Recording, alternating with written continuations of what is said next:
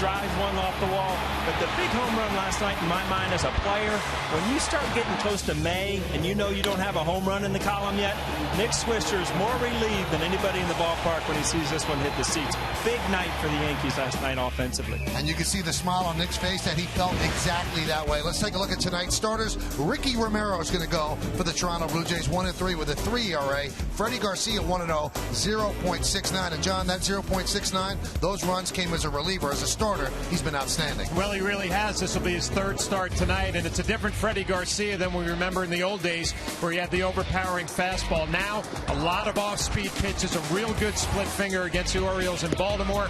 He can throw any pitch at any time. When he sneaks a fastball by you, he has just enough. But you see from these highlights, a lot of off-speed pitches. The Yankees have been very, very pleasantly surprised. And what Freddie Garcia wants to do is keep the line moving. The Yankee rotation has been on fire since last Saturday in Baltimore. We're going to take a close look at that when we return on segment 2 right here on Yes.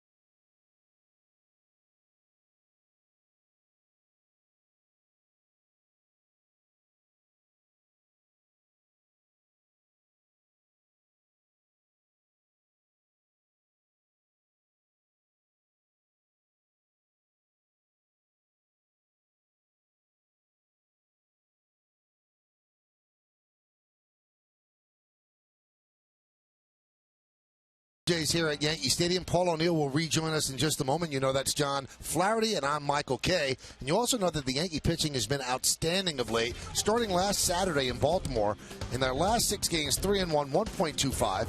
Opponents hit under 200 against them. The strikeout-to-walk ratio is outstanding, and they've kept the ball in the park, and they've averaged more than 7 innings per start. Now, if you want a recipe for success, John, that's what you really want. Well, it really is. You have a rotation right now that's feeding off each other. Obviously, CC Sabathia, the ace of the staff. A.J. Burnett has answered a lot of questions with his fastball. Nova had a good curveball his last outing, and you can't say enough about Garcia and Colon. Colon dominating right now. Do you really believe that pitchers, though, don't want to be the ones to break that string?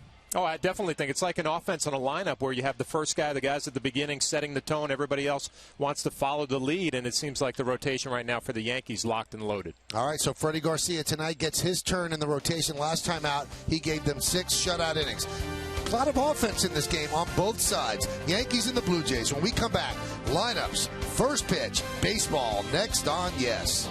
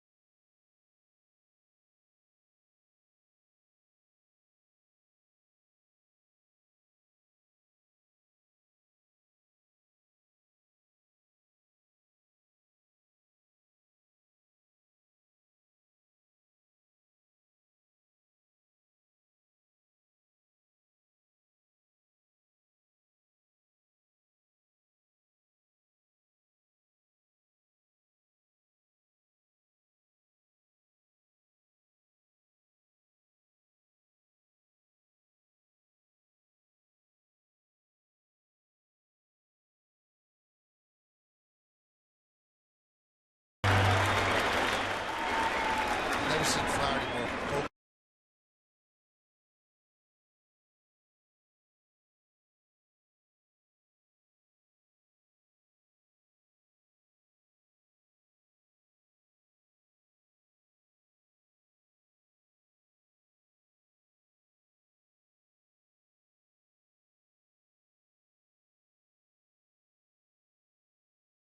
Brought to you in part by Volvo.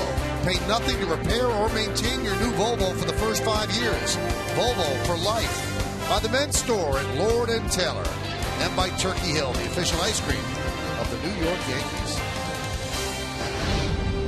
Nice way to start the weekend with a baseball game between two American League East rivals, the Yankees against the Blue Jays. Freddie Garcia will toe the rubber, and he will start the first game of this set. Let's take a look at the Blue Jays starting lineup presented by Bank of America. Rajay Davis, the center fielder, just off the DL. He'll lead off. Yunel Escobar at shortstop will bat second. Batting third, playing right field, Jose Bautista. Adam Lynn, the first baseman, cleans up. Batting fifth, playing left field, Juan Rivera. Edwin Encarnacion at third base will hit sixth. David Cooper makes his major league debut. He'll be the DH. J.P. Arancibia, the catcher, bats eighth. And batting ninth and playing second base, John McDonald. The Blue Jay lineup going to get a look against Freddie Garcia tonight, making his third start of the year for the Yankees. One relief appearance. You see the numbers. They are outstanding. 13 innings, only 5 hits, 9 strikeouts. Opponents only hitting 116. Take a look at our Jeep pitcher scouting report on Garcia. A nice first impression as a Yankee with those numbers. It definitely is. And don't change a thing. He's been able to throw any pitch and any count for a strike. And he's been right-hand dominant this year. Right-handers only hitting, or they're 1 for 23 off of Freddie Garcia. A good mix of sliders and split fingers to the right-handed batters. Crowd filing into Yankee Stadium. Final 3 games of this homestand. Yankees split the first 4 against the Chicago White Sox. Yankees come into this game in first place in the American League East at 14-8. Blue Jays at 12-13. Garcia's ready. Let's do it. And the first pitch is a fastball high, and we're underway.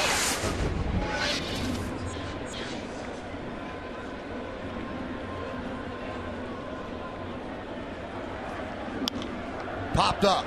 A batter off balance. You'll see a lot of that. Nick Swisher coming in and puts it away for the first out. Let's take a look at the Yankee defense, brought to you by your Mercedes-Benz Tri-State dealer. You see Nick Swisher over and right in the outfield. Next to him is Curtis Granderson, and on Granderson's right and in left, Brett Gardner. Let's go left to right in the infield. A-Rod, Jeter, Cano, and Teixeira. That's third to first. Russell Martin behind the plate, and Freddie Garcia is on the mound.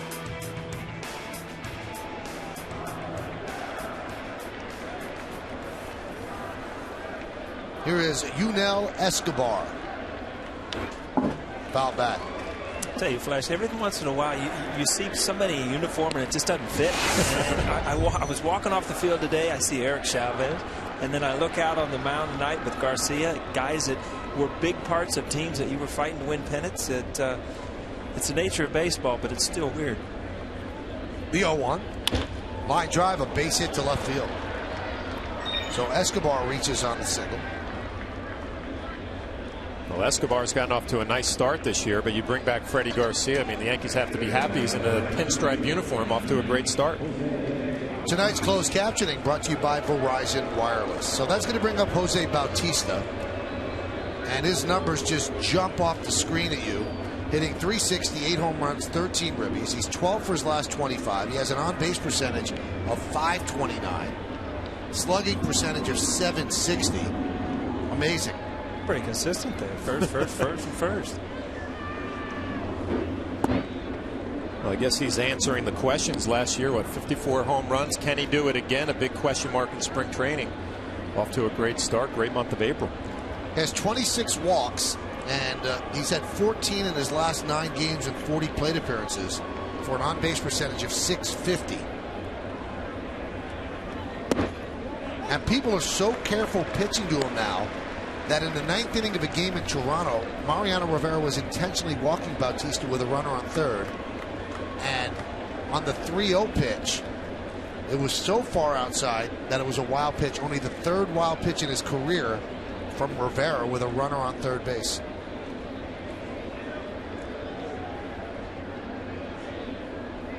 The 1-1. And there's a strike. Let's look at the game time weather presented by Bigelow Tea. 61 degrees, humidity 47%, wind 11 miles per hour. It's cloudy and clearing. Now, Bautista's hurt the Yankees as well. 7 home runs in his last 20 games against the Yankees. I'll tell you what, I was doing my homework yesterday, Michael. I turned on the game. I don't know if you saw Bautista hit against the Texas Rangers, but I did. Scary moment for the whole organization. 0-2 pitch came up, hit him in the hand. So let's see how he swings the bat tonight. But the ball actually was right at his face. Tough at bat to end a road trip with. The 1-2. Line drive. He's not affected by it. Base hit to left field. Well, he answered my question right there real quick. You know, I remember last year doing a game in Toronto too, and looking back at notes, and I had Bautista down as a nice little utility, or extra outfielder utility guy. He goes out there and hits 54 home runs. So there goes my scouting report. Again, off to a great start this year. On the scouting report you see on Garcia, this is a slider that just doesn't have much bite to it.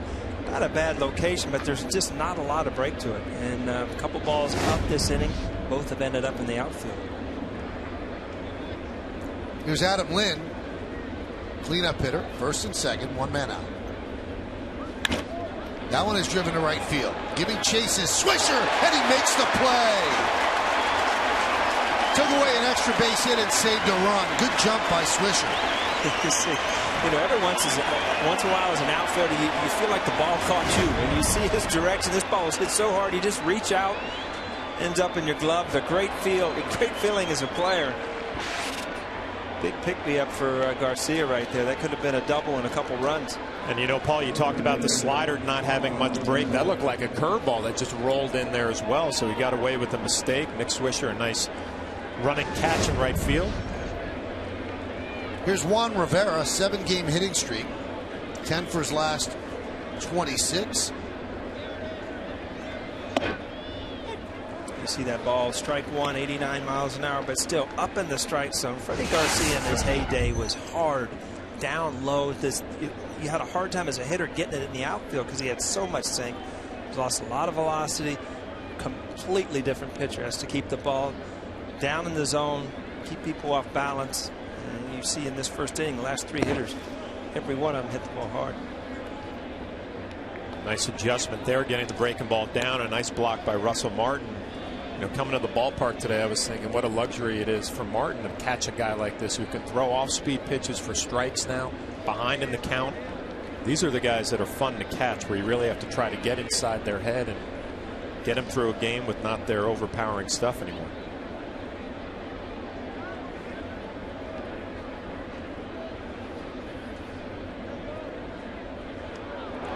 Almost picked him off at second. Much more of a challenge as a catcher when you've got Freddie Garcia out on the mound. I mean, he changes speeds. He's got 5 or 6 different pitches he's going to use. So to get on the same page, especially with men in scoring position. I was talking to Bill Bolin, our producer today. He gave me a great scouting report on Garcia. He said he had a great split finger in Baltimore the last outing, and good slider there. And talking in spring training with Freddie, he would say, I got a change up, a split, and I go to the bullpen and figure out what's working that day and take it out on the field. And there's the split, and a great look at the grip. I actually thought it was a slider. It moves away. Nasty pitch. First and second, 2 outs, just underway here at the stadium. And the pitch to Rivera. 2-2.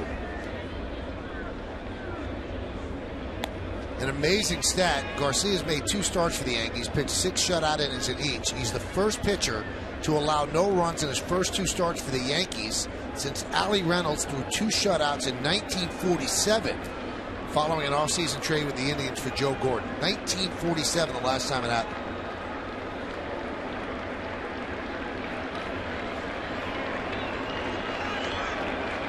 2-2. Swing and a miss. Got him. So a little bit of this, a little bit of that, as Garcia works into and out of trouble. 2 hits, 2 men left. Blue Jays nothing, and the Yankees coming to bat.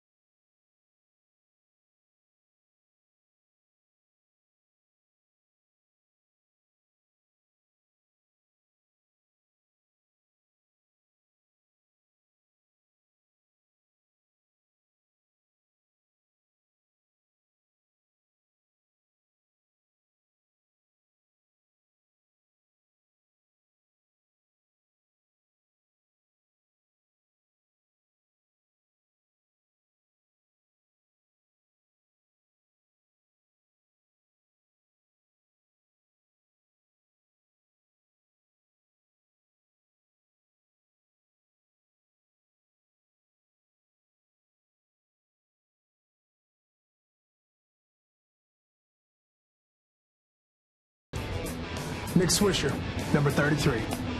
Mark Teixeira, number 25. Alex Rodriguez, number 13. Ravi Cano, 24. Andrew Jones, 18.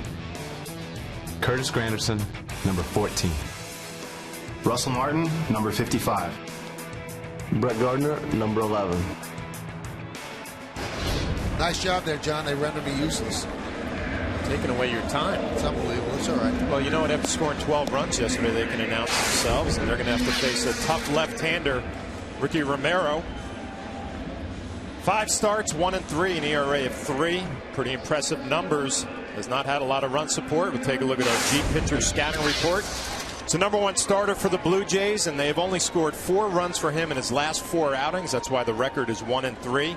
And not your typical lefty. Doesn't have that big overpowering slider, more of a changeup pitcher. Gives the righties a tougher time than he gives the lefties. Here's a righty, Derek Jeter. Derek, 7 hits in his last 16 at bats. He had a day off yesterday, and he fouls it off. You see on that first pitch, most lefties with real good changeups are hiding their fastball. They don't have a fastball. Romero has a good enough fastball to get away with it. You see first pitch out of the gate, 93 miles an hour.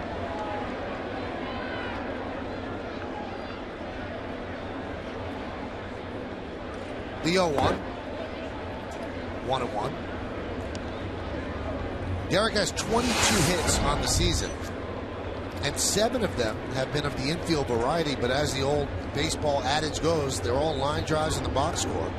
But the Yankees would like to see Jeter start to drive the ball a bit as he fouls that one back. But there's been so much consternation about Derek's slow start, and then you look up and he's hitting 262. 262 is not bad. Yeah, Paul and I were having this conversation before the game. You were, out probably researching, and we were talking about Derek. And you're right. I mean, 262, it's respectable. But watching him in batting practice today, I saw him rolling over to the left side more than I'm used to seeing Derek. I'm standing behind the cage today watching a little bit, and I did a game in spring training, and it was all about, his adjustments. Yeah. And as a player, it's very hard to stick with adjustments if they're not working. And in the cage today, you see he looks like, he's kind of just got back to where he's comfortable. And I don't know if that is going to turn into, a hitting streak or whatever, but it looks like some of those adjustments that Kevin Long, you see right there, worked with in the spring. If they don't work immediately, you hate to wait for them as a player. So Derek has worked the count full. That one is blooped to right field. Coming on is Bautista, and he'll make the play. Got a good jump. So 1 away. Let's take a look at the Blue Jays defense, brought to you by your Mercedes-Benz Tri-State dealer.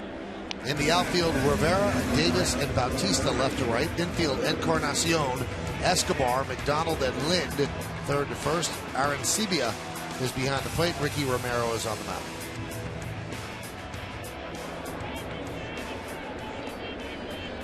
And here's Nick Swisher, a load taken off his bat yesterday when he hit that home run, and he freely was admitting that was wearing on him. A lot of players carry that silently and they don't admit what was bothering them. But he had 29 home runs last year and has 0 in that column this year.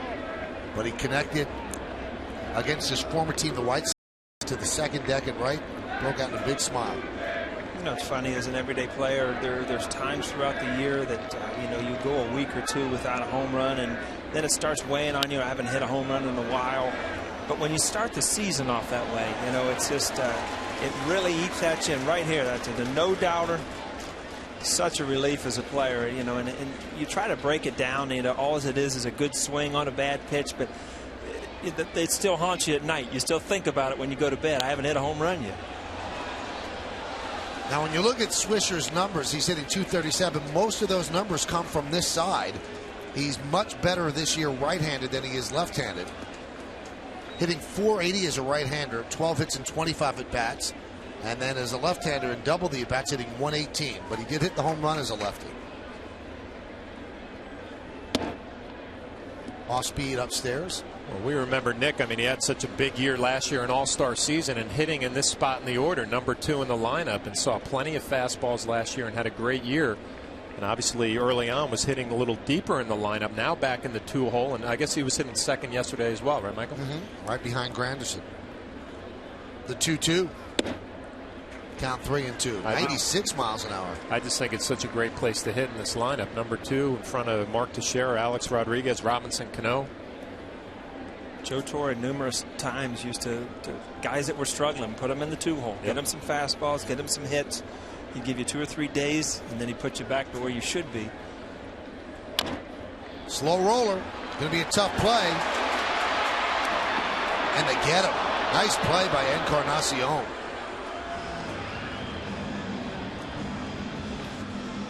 It's a good pitch on a 3-2 count. It's a changeup that we talked about earlier. Nick Swisher out in front. Ramiro gets off the mound in good shape, just out of his reach. Encarnacion, a nice throw on the run to get Nick Swisher by half a step. This is on the Coors Light freeze cam. The ball's in the glove. The foot has yet to come down on the bag.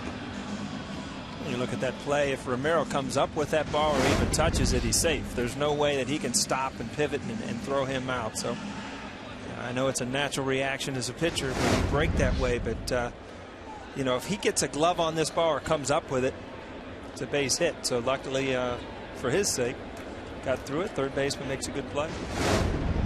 Here's Mark Teixeira, sat out yesterday's game with a sore shoulder.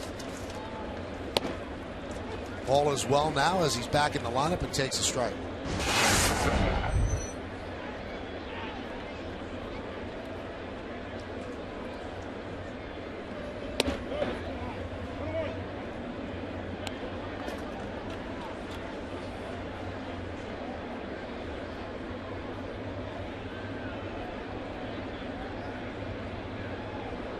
The 1-1.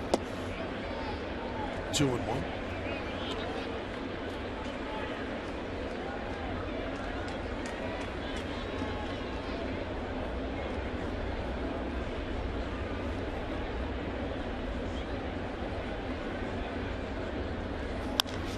Grounded left side. Past the diving Escobar into left field. A base hit for Teixeira.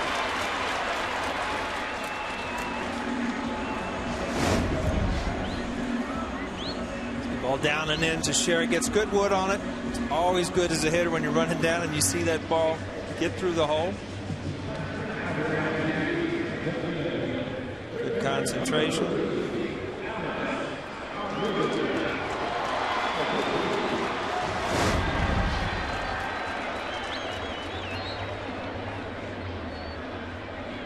Here's Alex Rodriguez. With that base hit, Teixeira's now 8 for 22. That's 364 against lefties.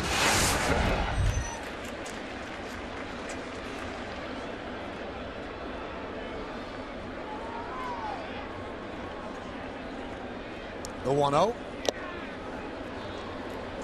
Romero's really dealing. He's throwing 95, 96. It's funny, behind the cage today, Charlie and Joe Girardi and I were standing behind there, and Alex always likes to get in the cage and give me a situation. You know, most of the time, you give me a sacrifice fly or get a runner in from second. It's me in the second round, and I looked over at Joe. I said, you know, it's the 10th inning. Go deep here. We need to go home. And what did he do? He hit a home run to dead center. I was worried about you, Michael, in case we need that later. All right. Got him warmed up.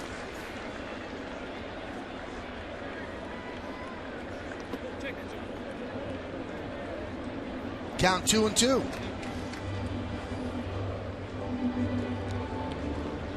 Toronto was 10-8 against the Yankees last year in their season series, and that's of significance because it's the first time they've won the season series since 2000.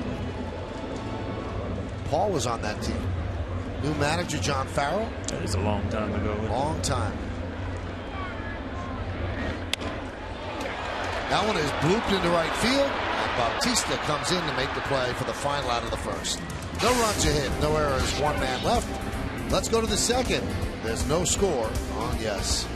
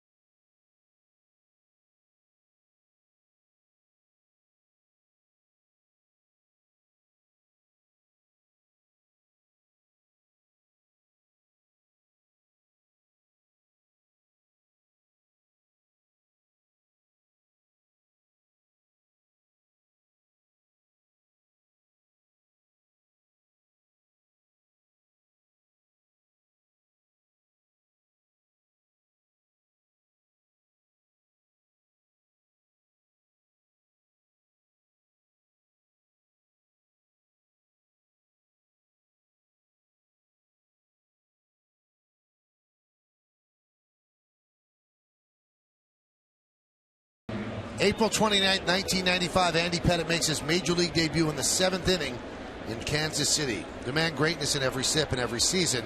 Johnny Walker, proud sponsor of the New York Yankees. Now, Paul, you know you're getting old that you're now parts of teams of Yankee history. 95, huh? Long time ago. Yeah. Things were so much more simple then, right? Yeah, come get your 0 for 4, a couple hits, and go home. That's all you had to do. You weren't paying 2 college tuitions. It was different. Wow. There we go. Trying to get more games now. Flip won't even answer the phone.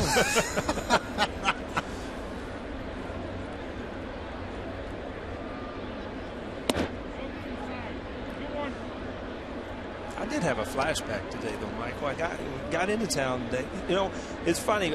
I actually landed in New York today. The sun was out. It's not very often that you go to New York to see the sun. It rains every day in Cincinnati now. So if you did the Bigelow T report in Cincinnati, it's going to rain. Basically, that's it. It's going to rain. We're coming to Cincinnati this year. I know. It'll probably rain. So get ready. Bring your galoshes, all right? So I went to the deli where I used to eat all the time.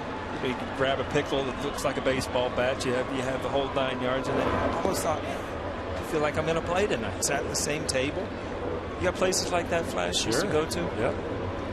I had to shake myself and remember that it's not happening. What did you order? What was the sandwich? So I just had a chicken club. But the pickle's big thing. Big old pickle. You don't understand, man. You have real delis here. It's kind of cool to go to a deli.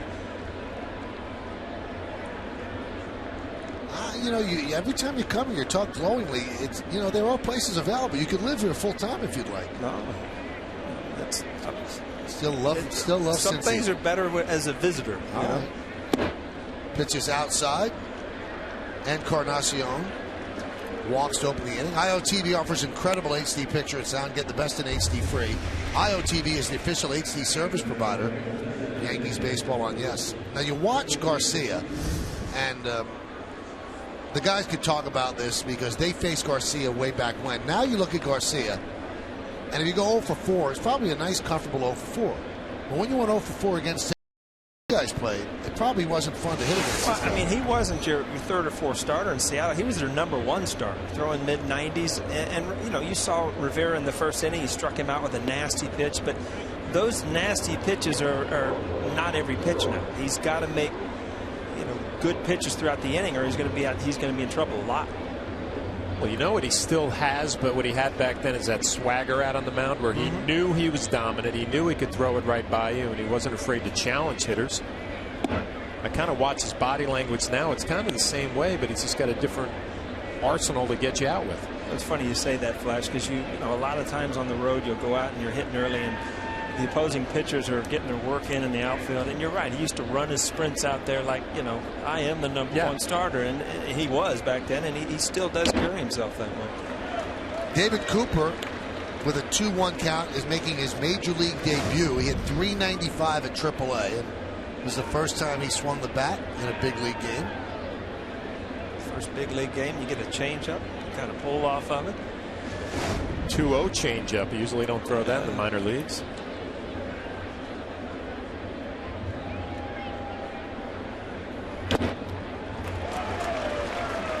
When you're up in your first big league at bat, do you even know what's going on there? Is your heart just pounding? I had great advice from our what was he, the bullpen coach, Gary Allenson, said go up there in the first, right when the guy lets go of the ball, just swing as hard as you can. Kind of get the jitters out of the way and settle into your at bat. Great advice. I was watching Chapman. You know, we've got a pitcher in Cincinnati that throws 105, 106 miles an hour. And I heard the announcer say, you know, you really have to almost start swinging before it leaves his hand. And I'm thinking to myself, that doesn't work. You got no clue where that ball is going. How can you swing at it? So, but you almost get that feeling. I remember as a rookie, my first at bat, first pitch I hit should have been a double. I was so nervous running to first, it's like my legs wouldn't work. It ended up being a long single. Runner goes, 3-2. Now John's first at bat, he did get a double off of Charles Nagy. Nice brand name pitcher. Brand name. Probably really a triple, but you couldn't run well. Wow. I'm just saying because of your nervousness. It's the second inning. The first game we worked together, and you've already thrown a shot. Nervousness. Nothing about your speed. That was probably the fastest I ever ran in my life. I was so excited. And Charles Nagy, I played with in the Cape Cod League. We were teammates, so it was nice to get a hit off somebody I knew what he had out there.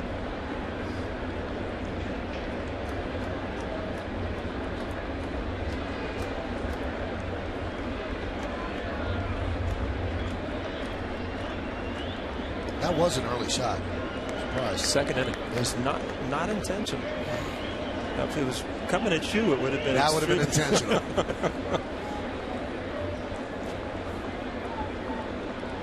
Encarnacion ran on 1-3-2.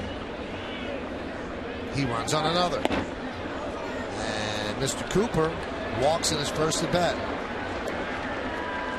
Now let's check out what this Blue Jay team's about. The team scouting report brought to you by Volvo.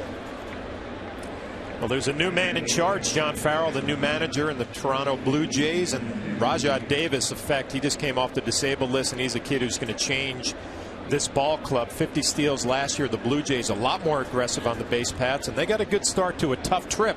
Had a nice series in Texas, and then they move here to New York for 3 games, and then on to Tampa. So a tough road trip for John Farrell, but they got off to a good start. Kind of different seeing the Blue Jays more aggressive on the base paths. I haven't seen that in a few years. Pitch to Aaron Sibia. It's inside. The scouting report on John Farrell as a first-year manager is he's hard to read because he'll run when you don't think he's going to run. He'll bunt when you don't think he's going to bunt. And it's hard to think along with him because he's managing outside the box. You know, one of the games down in Texas, they won with a squeeze bunt. The 8th or 9th inning, late in the game. So, I mean, you don't see a lot of those things in Major League Baseball. Teixeira was thinking 2, but it took a bad hop, so he takes the out at first base as the runners move up. Here's the squeeze that Paul's talking about. Corey Patterson at the plate. So you just say something, and it happens. And right here, yesterday, day game, squeeze bunt. And then John McDonald won a game against the Yankees in extra inning with a squeeze against the Yanks in Toronto.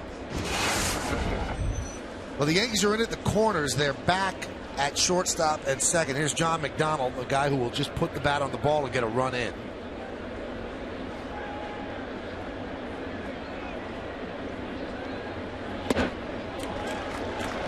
McDonald's always been a nice little utility player, getting a chance to play. Aaron Hill is hurt, still on the DL.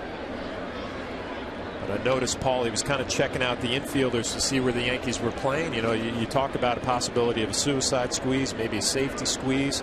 Put the ball in play, you're going to have yourself an RBI and an early lead.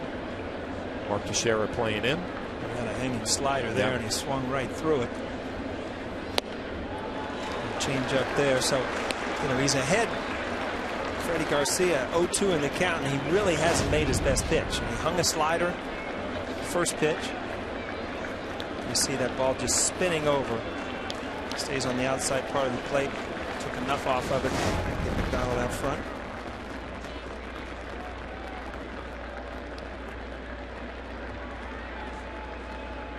Swing and a miss. That's a big strikeout for Garcia. As the runners stay put. And I've said it a million times, and if you run back, that was a nasty pitch. That ball ended up, you know, started in the strike zone, ended up in the dirt. But as a hitter, you sit on the plate and you'll see the way he finishes them off here. Split fingered, ends up in the dirt, but that ball was in the strike zone when it came out of his hands. But you go back as a hitter, and if you look back at that at bat, he had 2 pitches to hit before he got to that 2-strike pitch. And those are the balls that you can't miss with runners in scoring position. So here's Davis.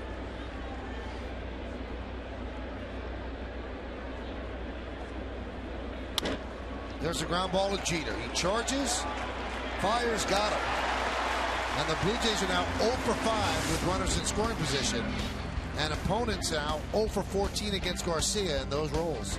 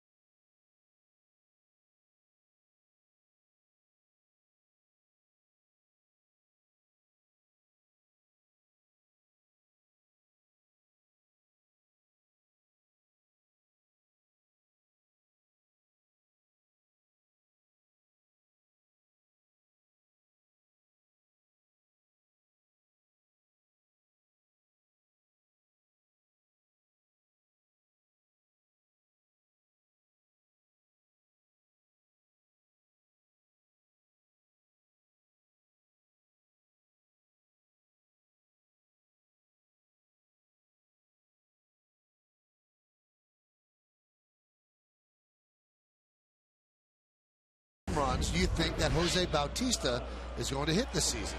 You can text your vote to 58772, and of course, standard text messaging rates apply. Here are your choices: 30 to 40, choose one; 41 to 45, 2; 46 to 53, or 51 or more, 4. I say 30 to 40. Yeah, I'm stuck in between. I need to vote right in here because I'm stuck in between those two. The 51 or more I think is totally out. 46 to 50. I mean that's a big year. Here's Cano. Checks the swing, and Scott Barry said yes, he did check it. Home plate umpire is John Hirschbeck tonight. Boy, that used to mean bad things. Yeah, it did. In the old days, John Hirschbeck, man, but you better swing because you're not going to get too many pitches on the plate to hit.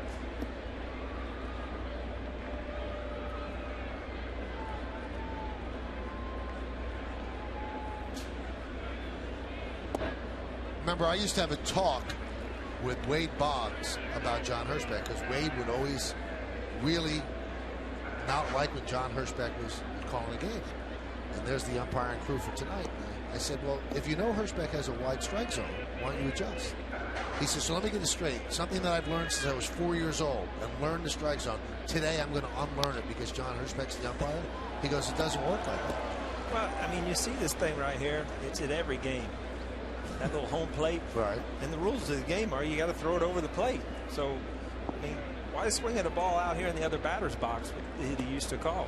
You know what? I'm getting such flashbacks right now with O'Neill and Boggs when they came to the plate and I was catching. All they did was complain. Anything that was close. Throw this thing over the plate so I can swing at it. We'll get this we'll get it over with early. Let's go. Well, Questak has certainly made it a little bit more uniform for all the umps. The strike is a strike is a strike. And you get graded on it. Cano did not like that being called a strike. Wow. So he's had a check swing and a pitch a foot off the plate. You got to be a pretty good hitter to still stay in there.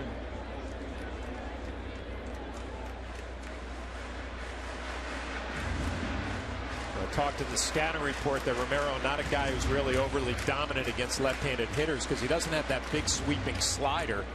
So Robbie just fouled off almost like a little cut fastball, 87 miles an hour. A little bit easier for the left-handed hitters to center that pitch.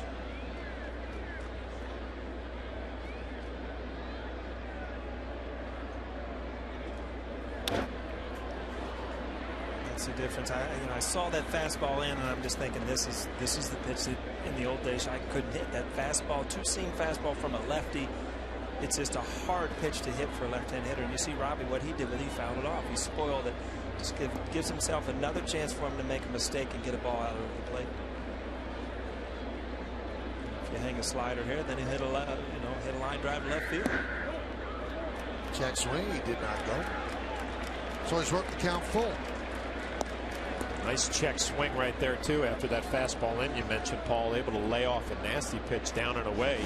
With the best breaking ball Romero has thrown in this game so far, and Robbie able to hold up. I'm sure that's not easy to do. I tell you what, it's not easy when you've got two strikes and they point down at that third base umpire. Everything's in his hands. You just stared at him from the first pitch, so he's like already raising his hand to send you back to the dugout.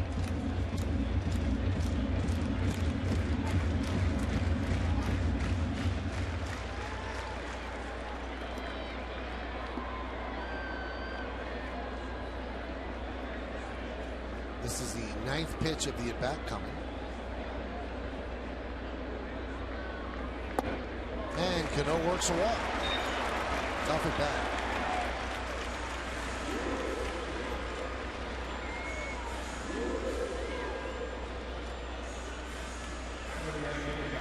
On paper, that just looks like a walk. But if you look at it, he really didn't have a pitch to hit. And a check swing, a couple nasty pitches inside, a tough slider that he laid off. Just a great at bat, a great hitter.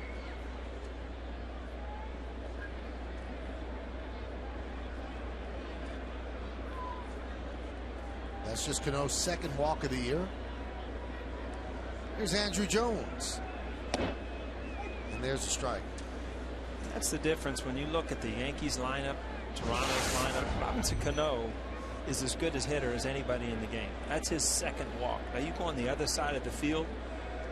Bautista, he's got 26 walks already because he doesn't have the protection. He doesn't have the guys hitting around him that'll hit home runs also. So great position for Cano to be in a lineup where he has a ton of protection from other players.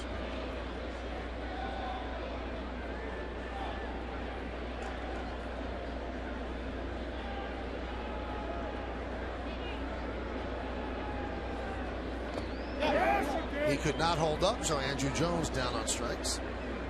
First strikeout for Ricky Romero.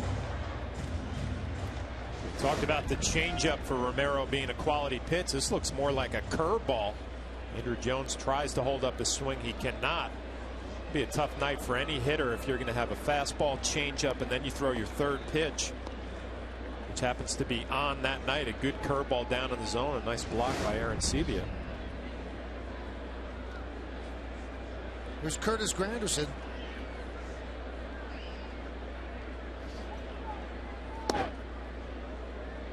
Count 0-1. There's that two-seamer in. And again, I talked to Buck Martinez, who does the Toronto Blue Jays telecast, and he said that Romero always has his fastball, always has a good changeup. If he ends up having a night where he has that good curveball, those are the nights where he's unhittable. And you talked about it earlier, Flash, that it's almost backwards. You see Buck up there. Always that the lefties have that big curveball. Yeah. And if he has that curveball, right or lefty, it's going to be a tough night. Let's check out the Delta League leaders, and this is the league leaders in home runs. So you've got Bautista with 8, and Granderson and Beltre and Zobrist are tied with 7. 8 players have 6. 1-2. So Zobrist right there. You see the day he had the other day where he had 10 RBIs? Broke a record in a doubleheader. I think he broke your record down there, Flash. It wasn't my record. I was thinking 10 RBIs. That's a month for me. Used to be a good month. 2-2. Swing and a miss. Curtis Granderson has been swinging the bat well pretty much all year, and he did not look comfortable at all that at bat. Tells you Romero the type of stuff he has early on tonight.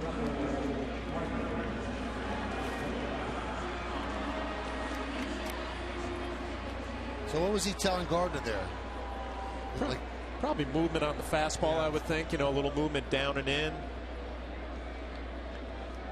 But you can tell the guy all you want until you go up there and get a good look at it yourself. Russell Martin fouls it off.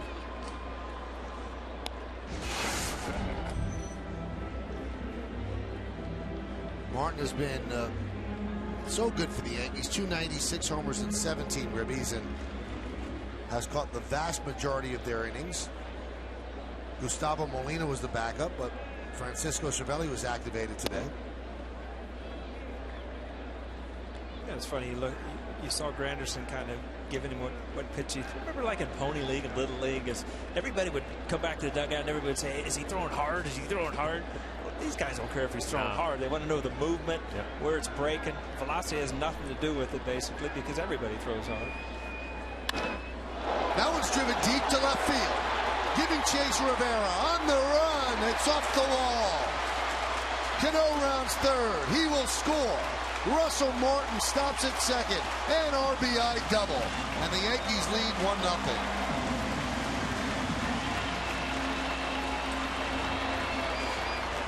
Russell Martin has had a big year right from opening day. And there have not been too many comfortable swings tonight against Romero, and this is the first one. A fastball pretty much right down the middle, a mistake.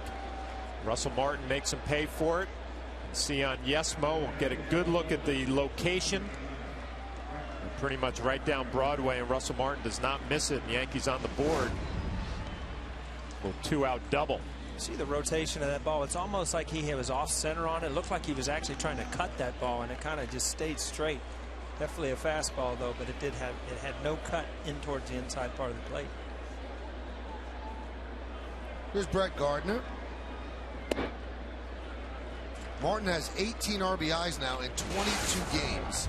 He had 26 RBIs in 97 games last year with the Dodgers. Well, you know, health is a big reason for that, I'm sure. But, you know, you also think in this Yankee lineup, he's kind of flying under the radar a little bit. I think he's taking advantage of that, Paul, you know, kind of sneaking up on some people at the bottom of the lineup. And it's not like it's going to be, you know, we'll figure him out by the. He could hit like this all year and still get pitched to, because, you know, you've got Teixeira and you've got A-Rod and you've got guys that, you know, the American League are going to pitch around. So, I mean, this is a guy that could come and swing the bat well all year and not start being pitched around. Scott Brocious? Scotty Brocious. Yeah. Good one. You are doing your homework. Ninth in the order, right? 100 RBIs. Gardner does not mind facing Romero. 4 for 9 and a home run.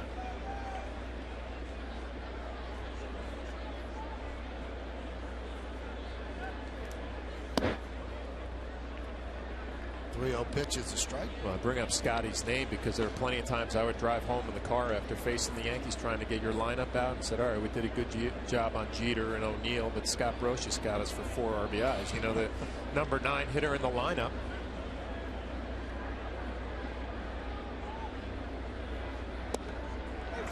Strike 2. Brocious in 98, the year the guys are talking about. 319 home runs and 98 ribbies.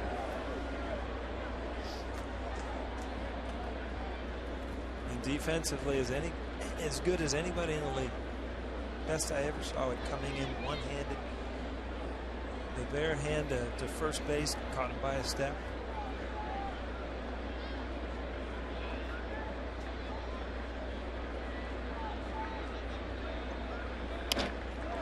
Right back up the middle, grabbed there by Escobar.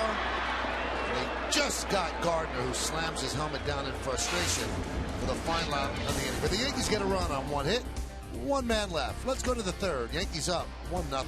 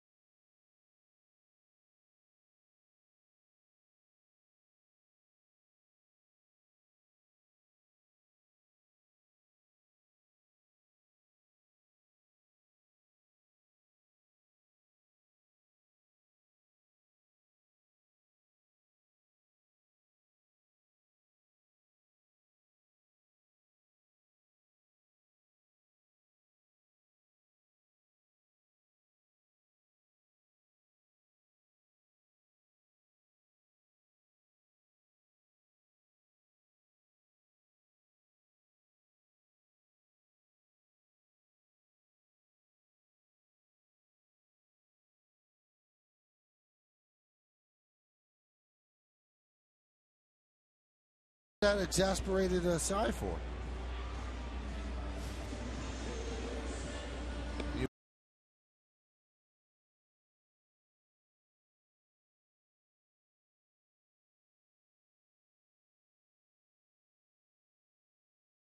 Third, I see some raindrops on the camera lens. Let's check it out with our resident meteorologist, Jack Curry, down on the third base box. Jack, is it in fact raining? It's a slight drizzle, but we're going to play on through, Michael. That's what I'm saying. All right, sounds good. How about Francisco Cervelli? I would think that guy has to be pretty happy he's back with the Yankees. Michael, when I walked into the Yankee clubhouse today, he was the first player that I saw. When I went over and talked to him, he said that he missed the smell of the clubhouse. That's the first time I've ever heard a player say that, but that's how anxious he was to get back. Didn't even want to talk about his foot. He said it's fine. I asked him his thoughts on Russell Martin. He said this guy plays every inning, every day. He's Superman. Well, he certainly has been that. I never noticed the smell in that clubhouse. It's so clean. They got a full diner back there now. It's not like the old days where you get a pack of potato chips and a Coke. I mean, you've got a chef. You got everything back there. Can you imagine, John Flaherty, if there was a full chef and a diner in the old days? You would have made Mr. Steinbrenner going to bankruptcy. I'm telling you. I didn't eat like that when I was. I used to. When you were on, is Jack done? By the way, no, Jack's not done. Jack, how you doing down there? Thanks, Paul. Thanks for looking out for the little guy down here.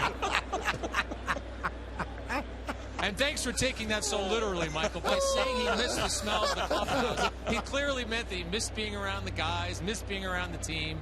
Come on, you know that. Hey, Kim Jones takes a night off and we sit you out in the rain. See what happens. Now, a storyline so far over the first couple of weeks is that, Rafael Soriano, who obviously is going to be a great addition for the Yankees, has struggled quite a bit. And when he struggled the last time against the White Sox, I brought up the story of Goose Gossage, how badly he struggled in '78. And, Jack, you actually spoke to Goose today. You're the reason I called Goose Gossage, Michael. I heard you talking about it. I reached out to Goose. I spoke to him today. He actually got off, or he finished a golf shot. He had to chip a shot onto the hole as we see a walk here, and got off the course and talked to me for a few minutes. And he said in 1978, when he first came to the Yankees, he said the beginning of his time with the Yankees was the most miserable time of his career. His first appearance, gave up a game-winning homer to Richie Zisk. His second appearance, he blew a 3-1 game. The Yankees lost 5-3. His third appearance, he gave up a homer again. So in his first 3 appearances as a Yankee, he gave up 3 homers. Didn't get his first save until the 22nd game of the season. Now, did he remember the story that I remember, that Mickey Rivers jumped on the hood of the car? It's a famous story. He talks about it all the time. He definitely remembered it, and I'm telling you, he can joke about it now, Michael, but he also got to a point where he said mentally his rough start with the Yankees was doing a number on him. So he said to me, I didn't have a chance to talk to Soriano much in spring training. I don't know how strong he is mentally. He said, but listen, he's got to go out there and realize what he did last year. He said, that's how I finally got myself back. I said, I can't throw it 150 miles an hour. I can throw it close to 100, and that's what I have to remind myself. He did have a great line, if everybody remembers the story of that '78 team. He said, hey, we're credited with one of the greatest comebacks in baseball history. If I hadn't dug such a big hole, we wouldn't have been so famous. The count is 1-1 on Jose Bautista, runner on first base. Now, the story that I referred to about Mickey Rivers, because Goose was struggling so much, and back in those days, a car would drive the relief pitcher to the mound. So the left field doors open, the car's coming out, Goose is in there, and Mickey Rivers threw himself on the hood of the car and said, no, no. And it's actually a true story. But Goose obviously became a great pitcher for the Yankees and went to the Hall of Fame. Now, we saw David Cooper in the previous inning make his major league debut, and I know you spoke to him today, Jack. I did, and I wanted to close out the Gossage thing real quickly, Michael, by you just made reference to the Hall of Fame, but he finished that year 10 wins, 27 saves, and an ERA around 2. So he definitely turned it around. And Cooper, you're right, making his major league debut, he was thrilled that it was happening at Yankee Stadium, and he was also happy that he got a chance to alert his family and that they were able to be at the ballpark tonight. His mom, his sister, and his girlfriend all took a red-eye flight from California and are able to be in the stands tonight. And I asked him for a scouting report on Freddie Garcia, and I know you guys were talking about it in the first inning, how nervous he must have been. He said, all I know is what I've seen on TV. And I said, well, he's kind of changed over the years. And he said, yeah, I don't really know too much about him, but he obviously worked out that walk in the first at-bat, so I'm sure seeing more pitches helps you as a kid taking that first at-bat. 2-2 count on Bautista, and Garcia deals. When did Cooper find out he was getting called up? Was it late yesterday? Found out yesterday. He said the AAA manager surprised him. And I forgot to mention this in the pregame, Michael, and I know you guys mentioned it. How often do you get a 400 hitter added to your lineup? This guy was hitting .395 at Las Vegas. He had 18 runs batted in 20 games. And they thought enough of him that Travis Snyder, a guy that they brought to the major leagues at the age of 20 a few years ago, they demoted him. He was hitting under 200. They think Cooper, for what they need right now, is a guy who can help their offense. Good stuff, Jack. Thanks. We'll talk to you later. See you later, guys. All right, 3-2 count on Bautista. Runner goes. That one is drilled deep to left. If it's fair, it's gone. It is gone. A bullet home run into the second deck for Bautista. And the Blue Jays have taken a 2-1 lead.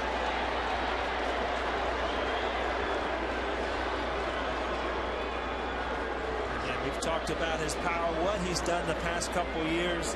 But I tell you what, he got to this pitch because he laid off a couple tough pitches. Garcia gets a ball up in the zone. Bautista's just becoming a regular. He just does not miss mistakes. And you see that ball slider just kind of hung out over the plate. good hitters keep those balls fair, too. A lot of guys will hit that ball hard, but they'll hook it foul. Kept that ball fair. 2-run homer. Let's take a look at this with the IOTV HD Super Shot. Kind of hung up there for him. Pitch outside the Lynn. J.P. Ricciardi was the general manager of the Blue Jays when they acquired Jose Bautista. And he is now the assistant to Sandy Alderson with the Mets. And Tom Verducci of Sports Illustrated got a hold of J.P. and J.P. said, it's the greatest trade I will ever make. It was August 21st, 2008, and they got him from the Pirates for Robinson Diaz, a prospect catcher. There was a line drive base hit to right field. And Ricciardi said, I just looked at him and I said, this guy's going to be a good utility guy for us. He can play a lot of positions. I think maybe he can hit 15 home runs a year. And if he has a great year, he can hit 20. He said, I'm not going to lie to you, I never thought 54. Well, you know, a lot was made last year that he got himself ready to hit earlier with his timing. And obviously it turned into over 50 home runs last year. He's continuing this year. You know, if a guy has the ability and maybe gets with a good hitting instructor, as you see the numbers for his career, and the split between 04 and 09 and last year, this year. And a hitting instructor gets a hold of a guy, changes something, the next thing you know, he hits 50 home runs. You mentioned Michael Cito Gaston. He was also a big part of helping him hit. Cito Gaston was a good hitting coach in his day, good manager, kind of like Lou Piniella. You know, he was a manager, but he studied his hitters also. Yeah. And a lot of guys around the clubhouse still say Cito Gaston has a lot to do with Lynn and Bautista. The 1-0 count to Rivera. Fly ball to left field. Gardner is there, so they finally retire a Blue Jay.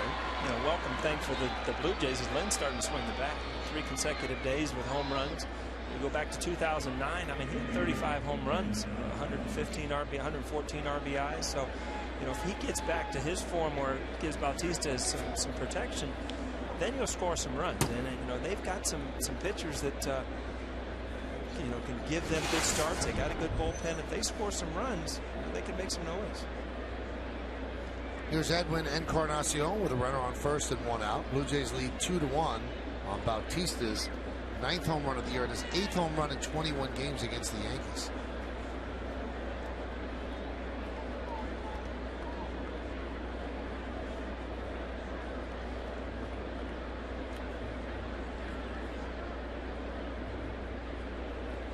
Now, of those 63 home runs that he's had as a Blue Jay, 1 of them went to right field.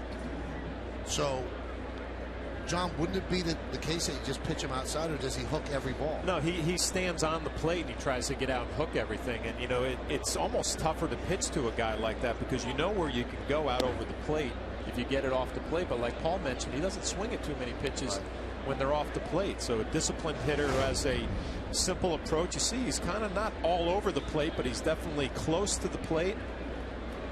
Break the ball out over and just hooks it down the line. Well, if he's close to the plate, then why wouldn't you bust him in? Is that the way to do it? You would try, and Paul again mentioned the fastball before that home run was in off the plate. He didn't swing at it. You know, a disciplined hitter who doesn't swing at too many balls off the plate is dangerous. You didn't hear me mention that, Michael? I did hear you mention that, but I'm wondering if you paint the inside corner, is that the pitch that you could get him out with? Yes, but here's the problem too with a pitcher, and you see this is the fastball that misses inside. Almost when you have a hitter who's all over the plate, for a pitcher, you don't have that good sight line on where you want to throw it. You'll make a mistake out over. And if you know, there's more room when the hitter is off the plate, kind of like Encarnacion with an open stance here. Foul. It's funny that one day I came in and I was going through some tough times, and Joe Torre called me in, and you know, looks like you're looking in. I said, well, they're pitching me in, but did you ever realize how many pitchers can hit that inside corner 3 times in an at-bat? And the more you think about it, they can't. As good as pitchers are to hit that exact corner every single time, sooner or later you'll make a mistake, and those are the ones you get hurt on. 2-2. Swing and a miss. Got him off speed. Second out.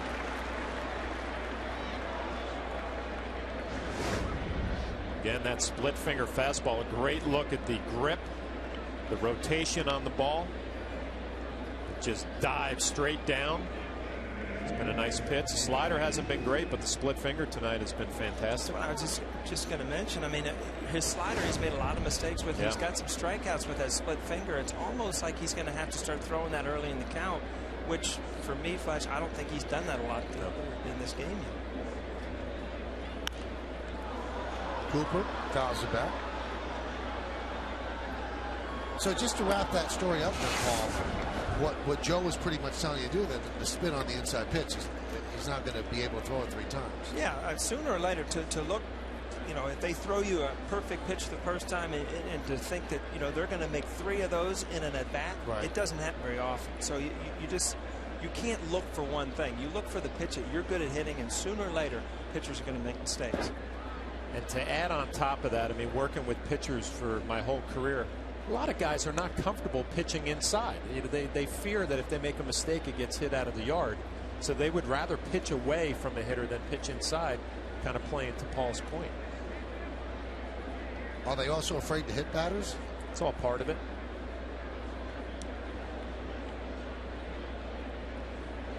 This will be Garcia's 25th pitch of the inning.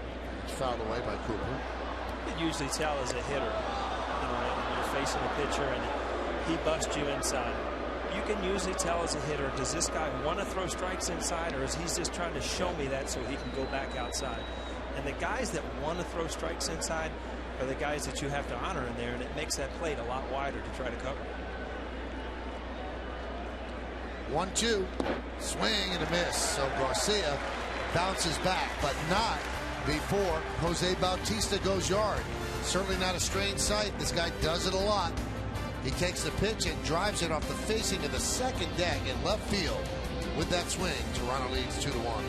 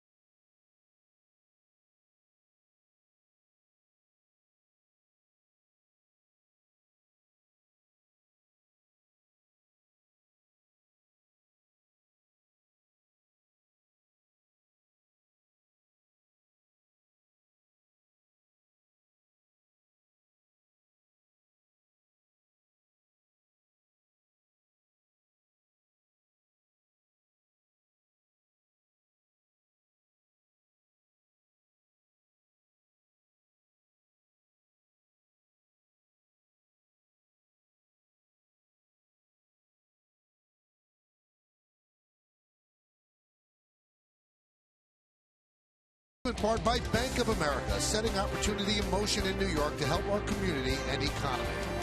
By Acura Advance. And by Avis, the official rental car of the New York Yankees.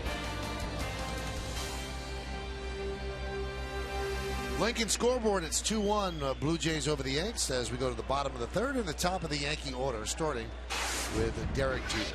Derek flied out to right. That was in the first inning. So Romero has a lead.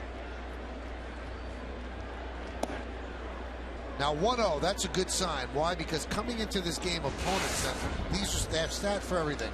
Opponents hit .428 against Romero on a 1-0 count. 54 for 127.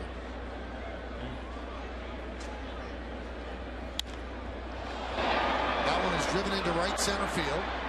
Bautista makes the play. Is there any rhyme or reason to that, Paul? You know, I was just thinking about it. I mean, he's got such a great changeup that, you know, ahead in the count, he's going to use it. So I think that he trusts his fastball. I think that if he gets behind in the count, that he comes right at guys with his fastball, and the hitters probably know that. You backing me up there, Flash? I like the theory, yeah. I mean, talk all the time. He's proud of his fastball, and you see Derek gets beat on a 1-0 fastball inside.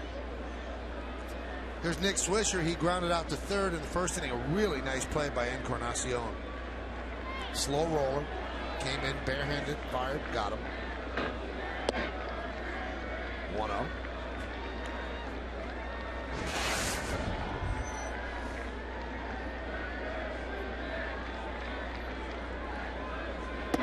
Pitch is high.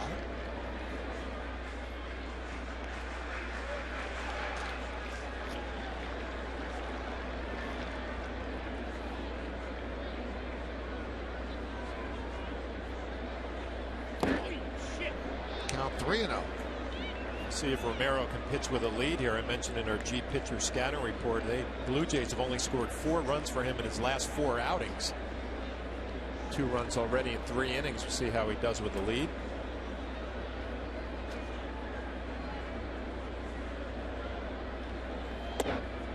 There's a strike.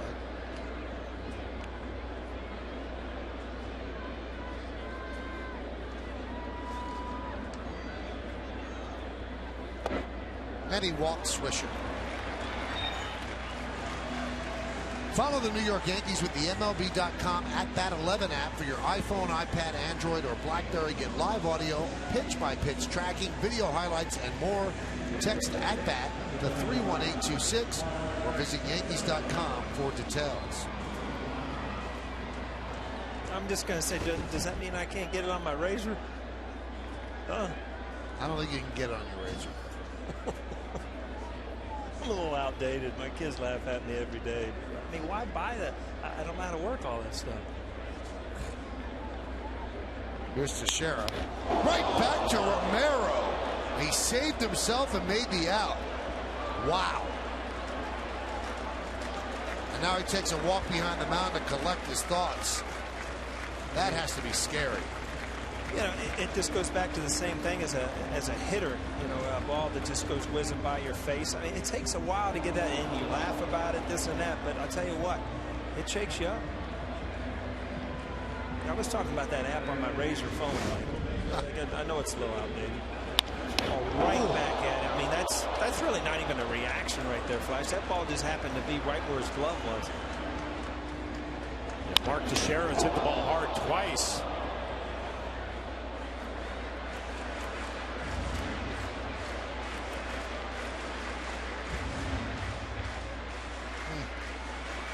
Scary.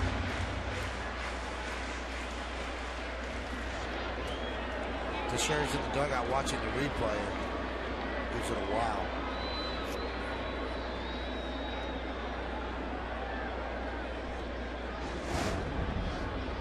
Here's Alex Rodriguez.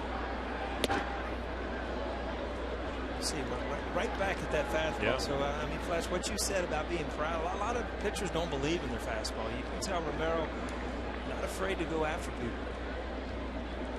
We saw Derek get beat with a 1-0 fastball. That one right there to Alex, right by him. First pitch of the at-bat. Another one beats him. Once in a while, it looks like he cuts that ball. Yeah. That last fastball went to 91, but it had that cutting motion in on a righty. Tough to hit.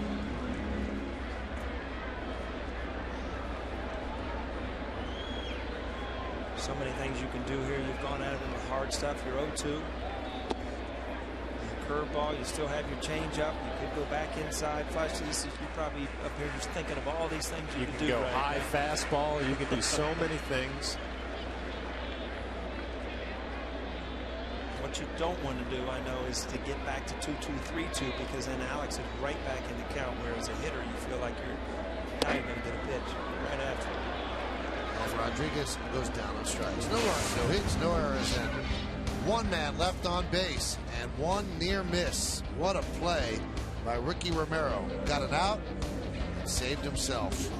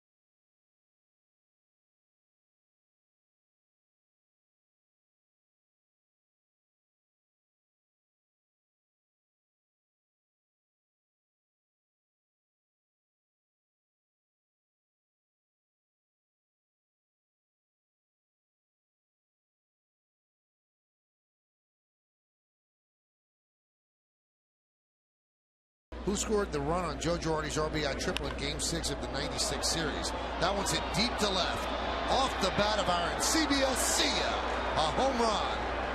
One pitch, a home run here to start out the 4th inning. It's 3-1 Blue Jays. Freddie Garcia has been in trouble pretty much this whole ball game. First and second inning, he was able to work his way out of trouble.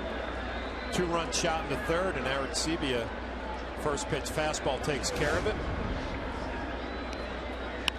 4th home run of the year, and he pretty much, no doubt about that. Nice extension, able to keep it fair.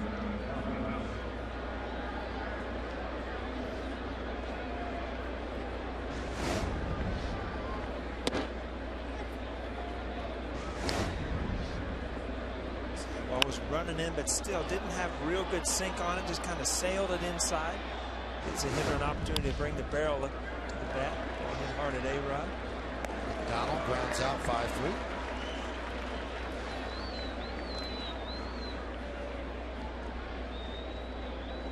I'll let you know, Michael.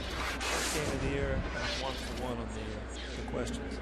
You better get that one. I'm just why? Because I played that. I'm just saying, you should know you're on that team. I remember it well. All right. Now, Garcia and Colon have both been revelations for the Yankees. But watching Colon, he's not using any mirrors. He's coming at you. He's throwing 95 miles an hour. And I'm wondering, that one is looped into right field, and it's going to dunk in front of Nick Swisher, so a base hit for Rajai Davis. I'm wondering, I'll ask you, John, the more people see of Garcia, maybe they did some homework on the first 2 starts that he had. Is he more likely to get hit? Well, I mean, you would worry about that. The scouting report, you know, he'll throw a lot of off-speed pitches and fastball counts, so maybe you sit back a little bit more as a hitter. But to me, early on in this game, and Paul talked about it, his slider has not been very good. The split has been his best pitch, and missing a little bit with location. So I don't know if it's as much a scouting report situation or just really not having all your pitches tonight. I mean, he's back to being a pitcher where he has to make quality pitches. He's not going to get away with a lot of mistakes. He's made more mistakes tonight than he has his past couple starts. Runner goes, pitch out, throw to second. Not in time. Davis got such a good jump that he was able to make it despite the pitch out, which wasn't a perfect pitch out. Yeah, we'll get another look at the pitch count, and not a great jump, but Davis with just fantastic speed can outrun the baseball. You see Robinson Cano. The pitch out actually comes back towards the plate. A pretty good throw, a nice tag. Yankees don't get the call. Davis gets his hand in there. Bang, bang.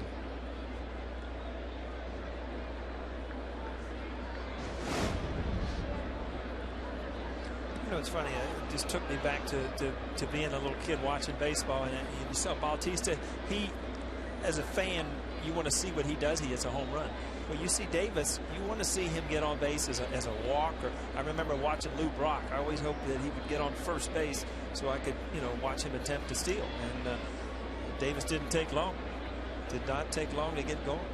Well, you know what, from a catching standpoint, too, it's intimidating when you know a guy has speed like that, and he's going to force the issue, and everything has to be perfect. And we just saw the pitch out was not 100% perfect, and that was the difference. There's the strike. You see Cano having to hold him at second base, completely taking him out of his position. And I mean, most second basemen will hold him there and then break back to the position. Cano on the last pitch never moved, just stayed there the whole time. You see that big hole over here on the right side of the infield.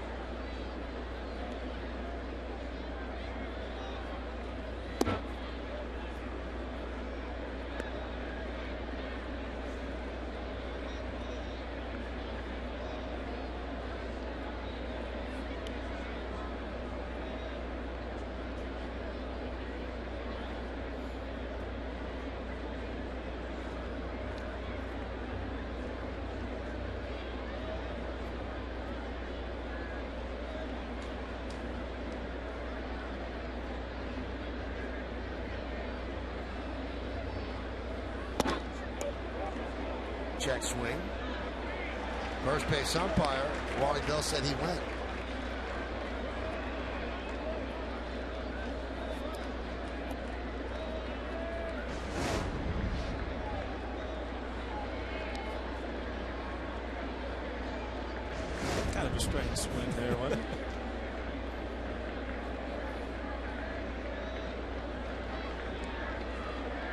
Paul's talking about what a threat Davis is. Davis was tutored on how to steal bases while he was with Oakland by Ricky Henderson. Not a bad guy to be tutored by. He grew up in Connecticut, and his favorite player was Darryl Strawberry. I talked about how intimidating it is for a catcher when you know a guy is going to get on base and he's going to force the action, run early. And, you know, you want Brett Gardner to kind of get to that mentality where you realize how intimidating it can be to be a base stealer. Not an easy thing to throw runners out. You know, I used to know as an outfielder, if there's a guy with good wheels on second base, everything had to be perfect to throw the ball. And I would imagine as a catcher, it's in your mind, and the exchange, everything has to be perfect, or you have no chance. Off the end of the bat, rolls foul. Now this becomes an important batter for the Yankees, because if you lose him, you've got to pitch to Bautista. If you get him, then you can play around with the notion of maybe pitching around Bautista.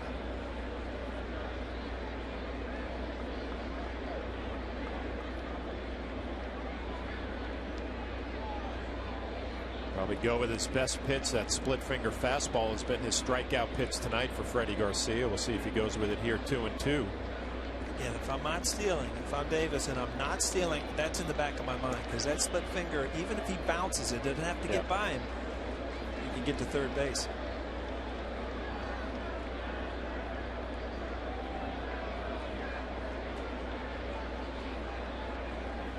Swing and a miss. Good split finger there. Does it make you nervous when you see him that much of a delay looking at the runner? It does make you nervous. I mean, you just got to make sure that he pays attention to the hitter. Now let's check out the Home Depot hitter scouting report on Jose Bautista. Career year, I mean, is he ever going to do this again? Last year, 54 home runs, 124 RBIs. The year before, he hit 13, so you see where he went. The big difference, and we've talked about it, 26 walks already. He's got great discipline at the plate. He doesn't swing at a lot of bad pitches. And, you know, to kind of answer our own question, here we go again. Coming into the game, hitting over 360, 8 home runs, which is 9 now, 15 RBIs, really with no protection until the past couple of days with Lynn. So offensively, he's been kind of a one-man wrecking crew coming into the last series against Texas, and then Lynn has given him some protection.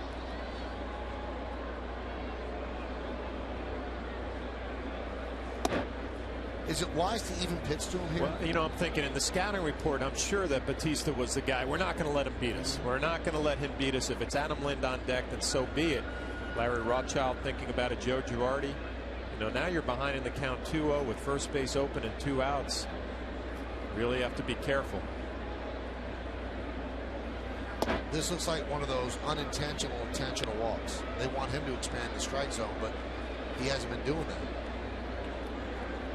And again, usually as a hitter, after the first and second pitch, you know if they're doing this. You don't even take the bat off your shoulders. But, you know, all of a sudden, if that's in the back of your mind and it's strike one, then you're thinking, oh, no, you know, I'm giving away a pitch and they are coming after me. So, tough time to hit when pitchers are pitching around it. Well, that is ball 4 intentionally, as you can see. And Russell Martin wants to talk with Garcia. Garcia struggling today.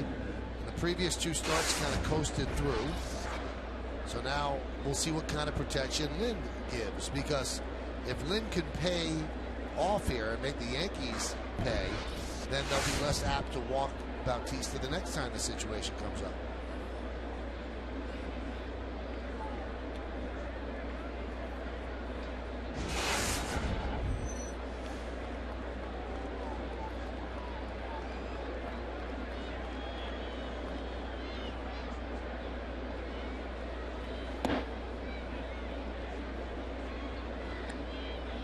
Hit the ball hard twice. A nice hard line drive to right center that Nick Swisher ran down and base hit. Paul, you mentioned he's swinging the bat well in Texas. Continuing tonight, 2 good at bats. See what he does here. Heading to count 1-0. His first time up, he hit a square, hit a fastball hard. Second time up, he was out in front a little bit, hit a changeup. So as a catcher, he's hit both of your pitchers that you can call. So I don't know where you would go, Flash, here. He's hit his fastball, he's hit his changeup. And I don't think you want to go to a slider because it hadn't been his best pitch. That's been your worst pitch. Yeah, you're hoping to get ahead in the count and drop that split, but he's behind obviously 2-0. So what do you take your chances down and away? Hopefully it rolls over some.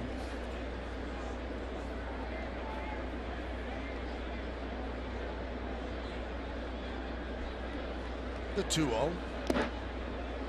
3-0.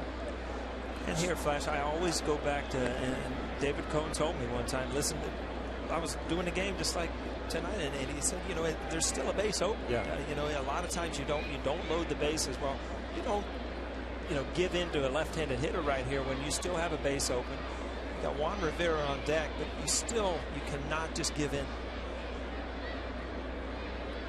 3-0. He walked him. So that's the 5th walk. So he has now exceeded his walk total for his first 13 innings pitched. He had only 4 walks. Now he has 5 in this game.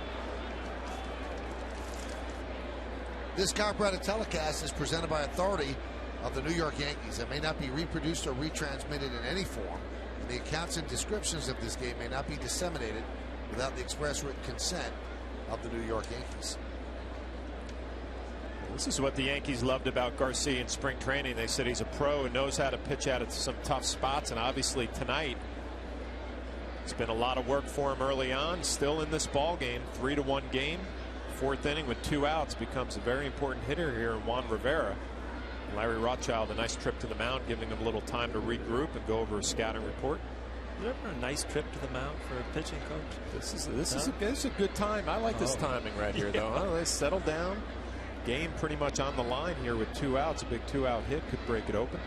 Davis, Bautista, and now Lynn. That's 3rd to 1st. The runners on for the Blue Jays. And here is former Yankee Juan Rivera, made his major league debut back in 2001, coming into a game to replace Paul O'Neill. Swing and a miss. Well, for what he's done, he's had a nice little career. Went out to Anaheim, part of that winning team. Now he's in Toronto. He's, you know, kind of, you talk about flying under the radar, but he hits lefties pretty well. Plays pretty good defense. Been on winning teams. Knows how to win. Right-handed power. Been hot lately too. The 0-1. 1-1.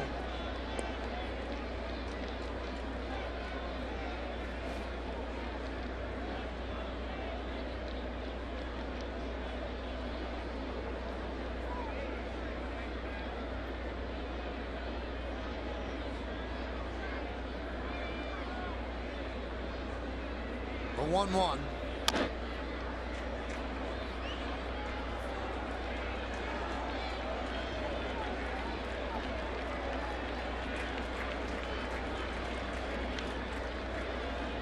Flash in that position, 2 strikes. He's gone to that split finger all night. I really can't think of a split finger fastball that's been hit hard tonight. No.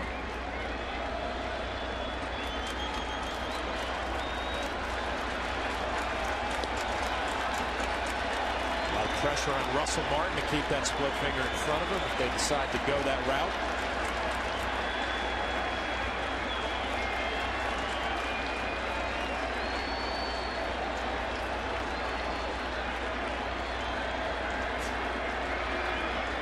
The 1-2. Grounded foul. Talked about how many good ones he's made. Well, he hung that one, and that ball you see is sat up on the middle of the plate.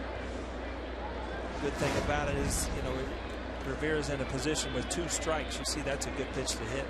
Split finger, and that ball didn't tumble, didn't end up in the dirt. It just kind of hung up there.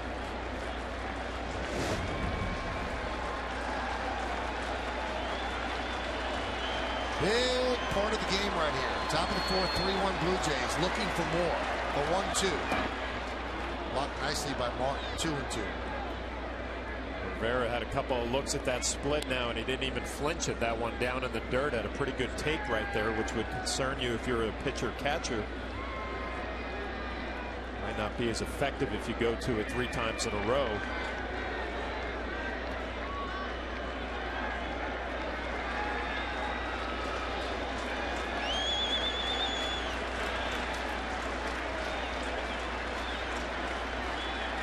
The 2-2. Strike 3. 89 miles an hour, painted the fastball and gets Rivera looking. 1 run on the home run by Arancibia, but the Blue Jays leave the bases loaded.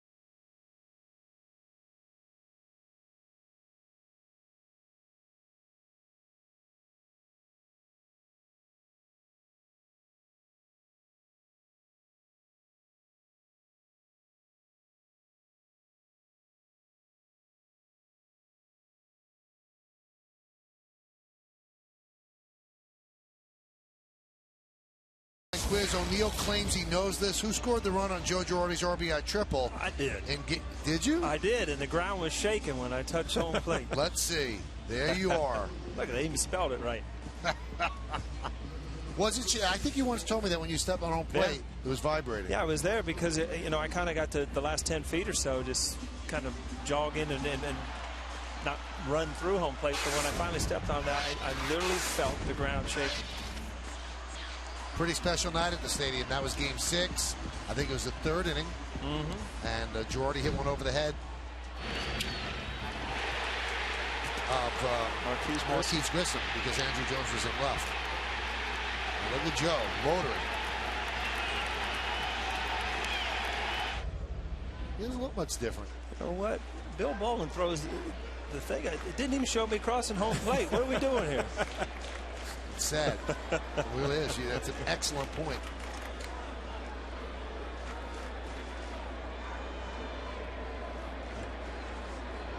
Here's Cano. You know why they showed that clip? In case I got the question wrong. Nobody really knew who scored the run. That's right. Yeah.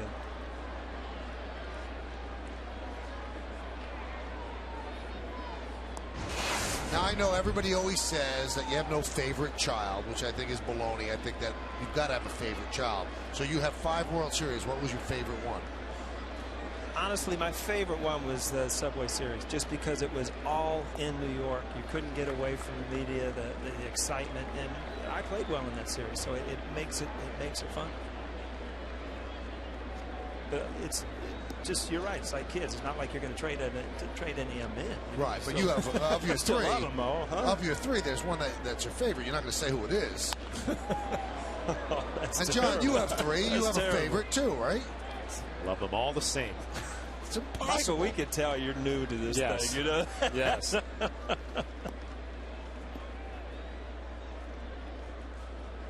That's a politically correct answer. Check this out, John. He liked the 2000 World Series because he hit 474 in it. It's not so bad. That's pretty good. You got to admit that was a fun World Series. Was that the great at bat against Armando Benitez right at the walk? Yeah. That's it? Look at this. Oh, it's so great. You know what? You make those signs, there's a good chance you're getting on the air this year. Foul back. Was that the... David Cohn always tells a story that George Steinbrenner was very prevalent at Shea Stadium and he was helping with that. But David said to Mr. Steinbrenner, I think you should talk to Paul. Get him straightened out. Yeah. What I remember about that series is I heard this hooting and hollering. You always went back in the clubhouse during the, there was so much noise you had to get away from it. And I heard this hooting and hollering. I walked in. There was a leak in the Shea Stadium locker room. Right. And I walk in, and Mr. Steinbrenner has a fireman's helmet on and is showing people what to do and bossing people around. And they were running around like mice. It was awesome. That one's drilled deep to right field. There it goes. See ya. A bullet home run into right field for Cano. And the Yankees pull to within 3-2. He had a home run like that against the White Sox, too. A low line drive into the short porch. I tell you what, Flash, I could just sit and watch videos of Cano hit. He is... On this team, he's the best hitter. I mean, there's people that have more power, but as a pure hitter, I mean, he just, if this ball's up, quick, inside, he does not have a hole. And it's hard to pitch to a guy that does not have a weakness. Robinson Cano, one of the most pure hitters in baseball. Yeah, we talked about Freddie Garcia not being able to live with some mistakes, and you see that's a slider pretty much middle of the plate. Robinson Cano, like you said, Michael, another hard line drive that finds seats in right field. Here's Andrew Jones. Seems like he's going through that time right now, Paul, where he's not trying to hit home runs and the ball's just jumping off his bat. The line drives that turn into home runs. And it's funny, we talked earlier in the game about Swisher. When you've got home run on your mind, how hard it is to hit a home run. But if you've hit a couple of them, you're not looking to hit another one. You're just looking to have good at bats, and it's like you string a few together. And Flash, I want to ask you the same thing. I mean, if you look at our lineup, and there's unbelievable Hall of Fame hitters in our lineup. There's Derek Jeter. I mean, A-Rod's got more power. Teixeira might have more power, but as a pure hitter, harder to pitch to, Robinson Cano's got to be your toughest out. Well, let's break it down to mechanics. I would say Robinson Cano's swing is probably the simplest of all these hitters. You know, Mark Teixeira has a lot of movement. Alex Rodriguez, the kind of big leg kick. Robinson is just real simple. A little turn with his right side and swings with his hands. Tough to get him off balance, tough to pitch to. Well, if you look at a hitter's swing, you know, the hitting zone is about from there to there, and you'll see Robinson Cano's bat stays through that zone the whole time. A lot of home run hitters will get into that zone and out of it quick. Robinson's zone, the barrel of his bat stays through the zone through the whole swing. Andrew Jones strikes out. But when you saw from the side there, when he gets ready to hit, there's hardly any movement to it. I mean, it's tough to get a fastball by him. It's tough to get him off out in front on an off-speed pitch. Perfect balance, good extension, like you mentioned. A lot of smiles in the dugout.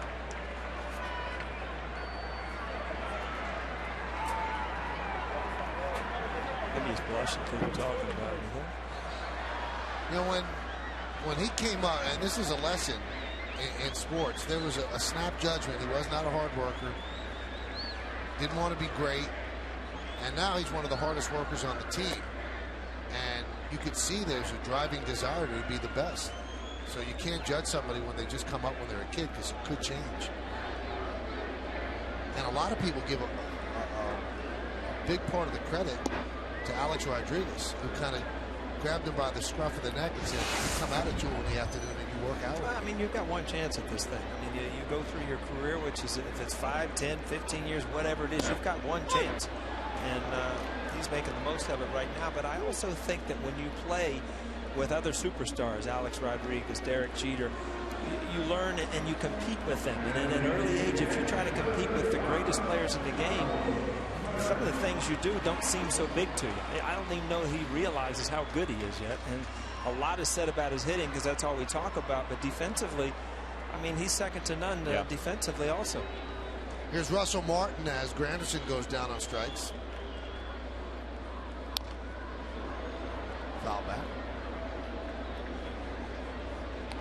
With that home run by Cano, Yankees now have a major league leading 42 home runs, and number 2 is Texas with 33 entering tonight. You know, a lot of times you don't want to just always rely on the home runs, but you know, you go through certain times of the year, and if you can win games, what are the Yankees 14-8 coming into tonight? I mean, you've got a winning record. You're hitting a lot of home runs. There's going to be times throughout the year that, you know, you have to string hits together. You have to win one-run games by moving a guy over. Right now, you live and die with the home runs because guys are hitting. Martin grounds it to short, and that'll do it. But the Yankees creep closer. A line drive off the bat of Robinson Cano found the seats in right field. 5 home runs in his last 7 home games. We go to the 5th. Blue Jays 3-1 CMV.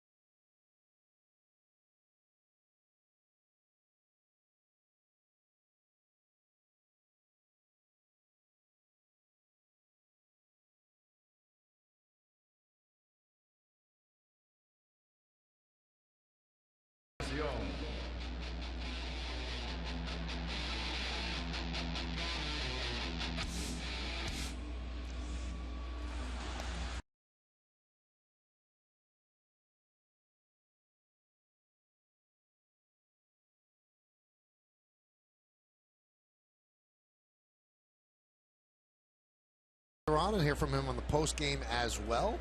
We go to the 5th inning. Yankees are trailing 3-2. So let's see if Freddie Garcia can straighten out. The Acela scoreboard 3-6-0, leading 2-3-0. Edwin Encarnacion will lead off against the veteran righty. Fouled away. Hey, since 2009, Turkey Hill has been the official ice cream of the Yankees. Now there's a new Turkey Hill ice cream, and that's the one that Paul O'Neill has in front of him. No, that's not right. Yeah, no, there is. No, that's not. That's the one. That's Pinstripe Brownie Blast. But the one that Paul has in front of him is Lady Liberty Premium Mint Ice Cream. As Russell Martin makes a play in front of the plate. It's got chocolate cake crunchies and crunchy chocolate cookie swirl. Yes, it does. Now, John had the Pinstripe Brownie Blast. I have the Bronx Bombers Sundae. Anyway, Turkey Hill is continuing their great sweepstakes for free tickets to Yankee home games during the 2011 season. And fans can look for the entry sticker on specially marked packages of Bronx Bombers Sundae and Pinstripe Brownie Blast, and enter the code online at turkeyhill.com/Yankees. More than 80 winners will be selected in bi-weekly drawings. Each winner will receive 4 tickets to a Yankees home game, and at the end of the season, a grand prize winner will be chosen to receive tickets to a game and dinner with a Yankee alum for the winner and 3 friends. Got all that? that? Like we just did a Turkey Hill center stage. That got it all. How is that Lady Liberty Premium Mint Ice Cream? Very good. I'm a big fan right now. Here you go. Oh, now I got me on camera. What am I going to say? Perfect. Mike, what did you get? Bronx Bomber? I got the Bronx Bomber Sundae. All right. Now, I know that I'm not a Bronx Bomber. He got what was left. That's what he got. How do you get the Bronx Bomber? That should be Paul O'Neill, if anybody up here. I got Lady Liberty here. That should be Michael's. That one's popped up. As O'Neill puts it away, or should I say Jeter? I'd like to put away O'Neill.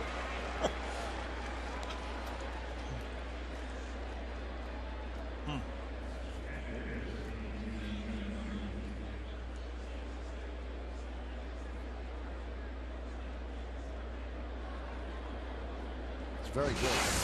I was going to say, this inning's going to be awful quiet. You got 3 guys up there wolfing down ice cream. Here's Aaron Sebia. Big bounce back inning for Garcia, though. You get a run back. Don't you think, Flash? Just if they can throw up a 0 here, get the Yankees back at the plate. Well, I was just thinking his pitch count up to 90 now. But you're right. If he can get through this 5th inning, you start thinking, man, I've been working hard this whole ball game, and I'm only down by 1. I've given up 3 runs, kept my team in the ball game. One of those starts maybe you come out of and you're actually proud that you didn't have your great stuff and you're able to keep your team in the game. I think you look back at the one big pitch he made was Rivera with bases loaded. Yep. I mean, you said he had a chance to break the game open, ended up getting a strikeout.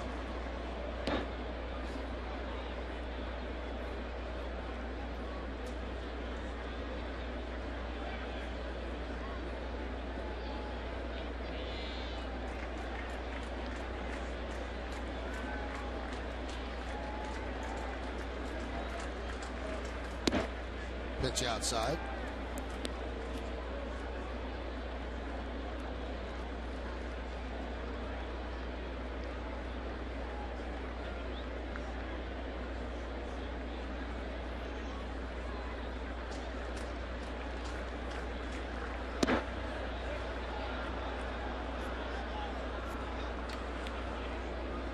So the count now 3-2.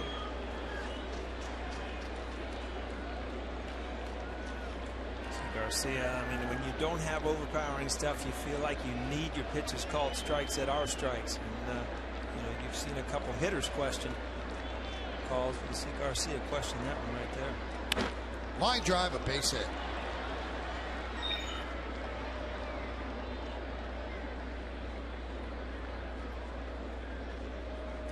Again, I think if you see this pitch up in the zone,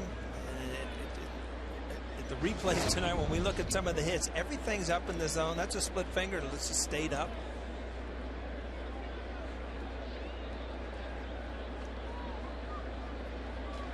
It's funny how hittable that thing looks in Yes Mo. Huh?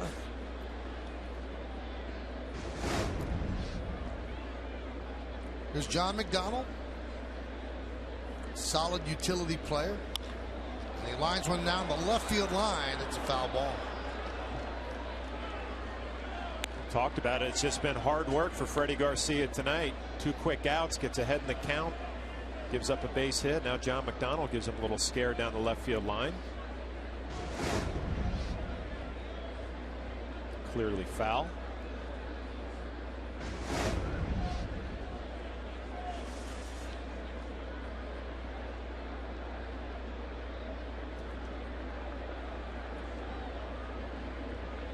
The 0-1.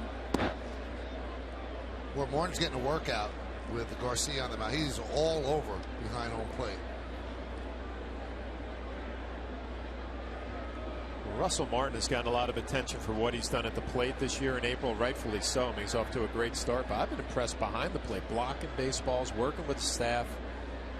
Total package early on. Swing and a miss.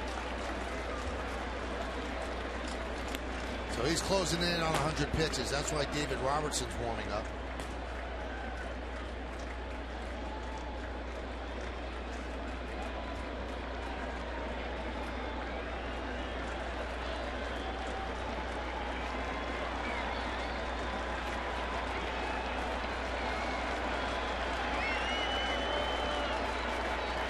And the 1-2. Two and two. Just what you were talking about, Michael. Russell Martin having to work tonight. A slider down in the dirt. Nice job keeping it in front. Kind of like you talked about, Paul, with Garcia. He doesn't have that stuff where he could throw it over the plate and get a big out. He was trying to pitch off the plate down, get a swing and a miss. The 2-2. Now full at 3-2. Don't you feel that the pitcher kind of senses, you know, this is my last hitter, this is my last inning, you know, then you try to pitch perfect. It's almost like a guy that has never closed before in that 9th inning, trying to get that last out. You see the bullpen going, see Girardi's wheels turning.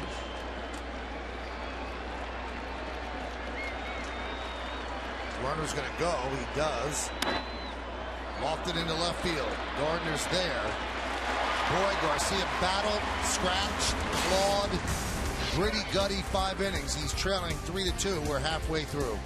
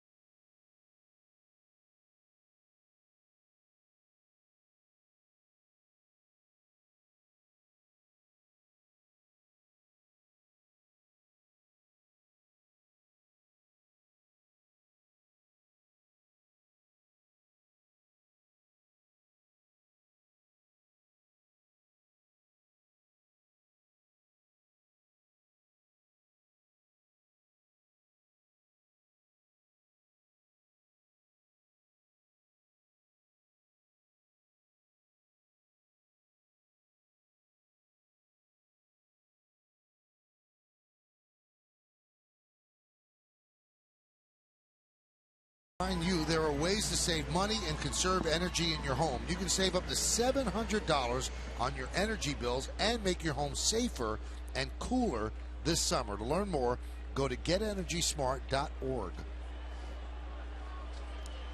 So Freddie Garcia's night is probably over. The Acela scoreboard, Blue Jays lead 3-2 as we go to the bottom of the fifth inning. High pitch count for Garcia, although there's no one warming in the Yankee bullpen at this point. Maybe they try to squeeze one more inning out of him. A lot of work for Garcia this whole ball game. He threw 90 pitches his last outing in the 6 innings against Baltimore.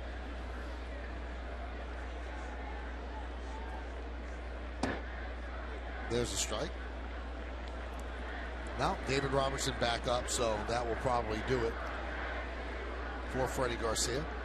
I mean, as a manager, he has battled, and obviously if it's the 7th inning and he's cruising, wouldn't you want to continue to get his pitch count up there to 110, 115, where, you know, he could give you a complete game if he has his stuff. But tonight it seems like he's been in trouble.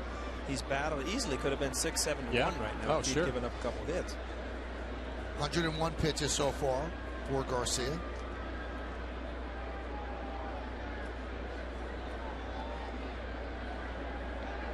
The 1-2. What a game like tonight for Freddie Garcia is what I think the Yankees were hoping for in spring training, that you know what you're going to get from a veteran even when he doesn't have his good stuff. Keeps you in the ball game. 3-2 after 5 innings. You know, a young kid maybe goes out there, doesn't have his good stuff. That's the ball game you're talking about. 7, 8 runs. And then you blow your bullpen out. That's the thing. I mean, he played yesterday, Thursday, so he threw a string, playing a lot of games. Ground ball up the middle, diving stop by McDonald, but they cannot get Gardner. So a base hit for Gardner. John McDonald makes a great play just to make this close. Getting to it, first of all, look how quick he gets rid of it and has enough on the throw to get it over to Adam Lynn, but Brett Gardner runs too well. An impressive play just to get rid of it that quickly and make it somewhat close. Gardner gets out of the box in good shape. Too much speed, infield base hit. You know, the funny thing, a play like that, you know, almost possibly Jeter beat that out. Everybody else in the lineup, he probably gets. I mean, it's a tremendous play. It's just Brett Gardner has great speed. Now, one thing that John mentioned before, and it's been improving over the last year or so, but Gardner takes his time running. He will take 3-4 pitches before he goes and reads the pitcher. And then you see a guy like Rajay Davis, boom, he just takes off. And that distracts the batter if you're going to take and you wonder when he's going to go. Almost thrown away by Romero.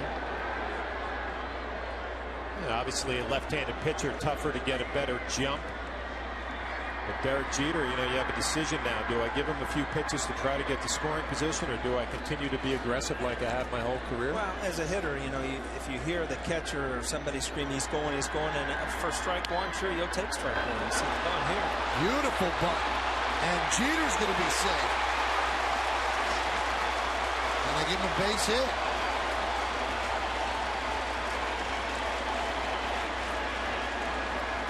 Now, Romero might have been shaken up, and now he's waving off his manager and trainer. Well, back to my point, as a hitter, you see Derek Jeter makes a great bunt here. It's surprising that, of course, it's a good bunt, but of course, you know, you got to be able to throw him out in a bunt situation. But as a hitter, you're not going to take too many pitches. You'll take a strike one possibly to let the guy go, but you can't, you know, you can't give yourself 2 strikes letting the guy steal a base. You see that everybody wanted that ball. Yeah, not a great job of communicating right there. Third baseman, pitcher, and catcher all going for it. And check out Derek going down the line. Looked like he came across the bag a little gingerly. Looks like a sore toe right there. Yeah. Remember how your toes, and every once in a while with metal spikes, if you stop a couple of times a game before, and that's the thing about baseball when you're playing every day, you don't give things a chance to heal. You get a sore toe, and it kind of goes on for weeks. Now Swisher shows bunt, takes a strike. Now we've seen Nick try to bunt before. He's not real comfortable bunting. Now he looks down at third base coach Rob Thompson. We're in the bottom of the 5th inning. Swisher has been hot the last day or so.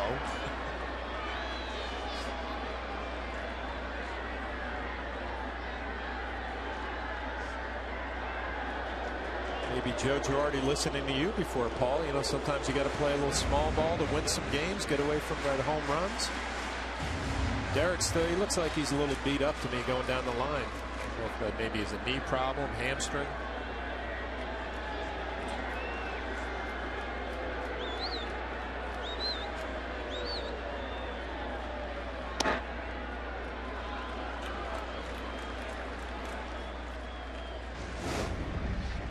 Tough to tell with Derek, but we see how he extends here with his right leg. Just looked a little awkward.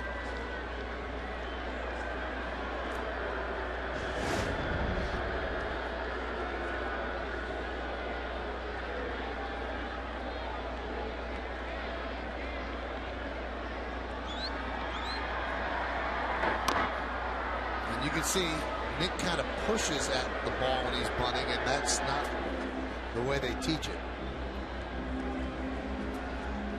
So now the count 1-2.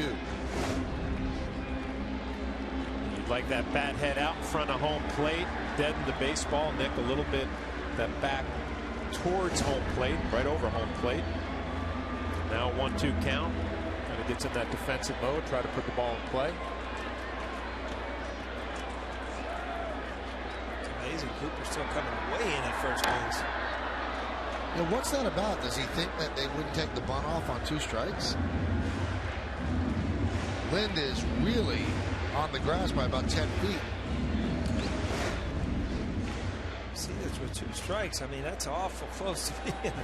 Chances are they're going to take it. Nick Swisher, you said, Mike, has been hot for the last day or so. Had 3 hits yesterday. Has a walk today. Now Swish has 6 sack bunts as a Yankee. He had 4 total before playing here. He's also been red hot from the right side of the plate.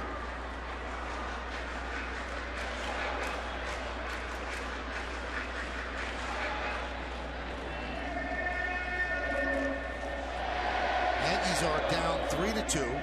We're in the bottom of the 5th, first and second, nobody out. Good speed on the bases for the Yankees. They are checking Gardner the way they were checking Rajay Davis, leaving the whole right side open. The one thing that's different is that when John McDonald checks and the pitch is about to be delivered, he scampers back into the hole, while Robinson Cano stayed almost anchored near second. Well, if you're Brett Gardner and you're going to steal third, you better make sure with Mark Teixeira on deck, Alex Rodriguez looking on from the dugout, middle of your lineup, due to come up this inning. High drive, off the glove of Encarnacion, and he throws it into right field. Oh, did the Yankees catch a break?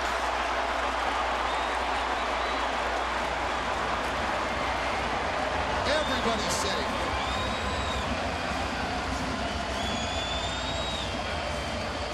There was about 5 options to get outs there. First of all, catch the ball. That's your first option, right? That didn't happen.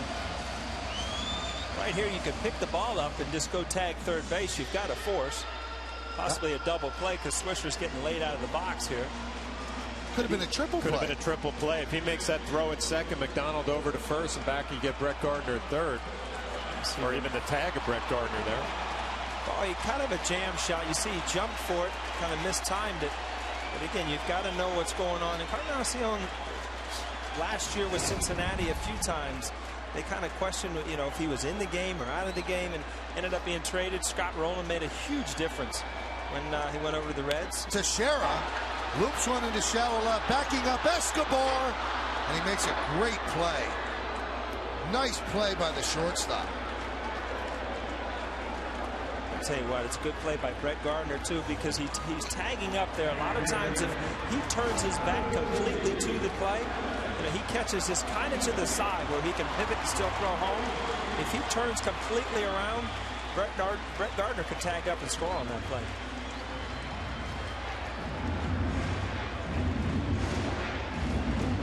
So Mark Teixeira now 1 for 3. And that's going to bring up Alex Rodriguez. Alex with 22 grand slams in his career, 1 away from Lou Gehrig, the all-time leader in Major League history. Hot shot to short. There's one. On to first, a double play. Yankees have the bases loaded and nobody out and they do not score a run. No runs, 2 hits, 1 error, and 2 men left. We've played 5, Blue Jays 3, and the Yankees 2.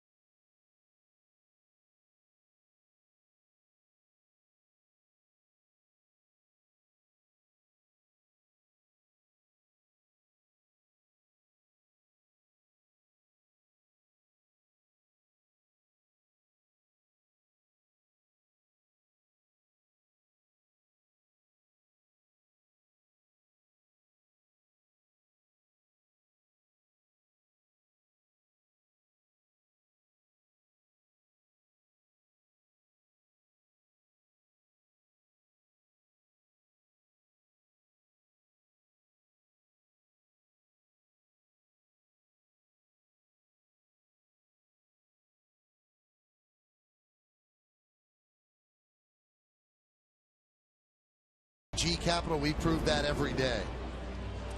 Take a look here. Alex Rodriguez gets jammed on a fastball inside.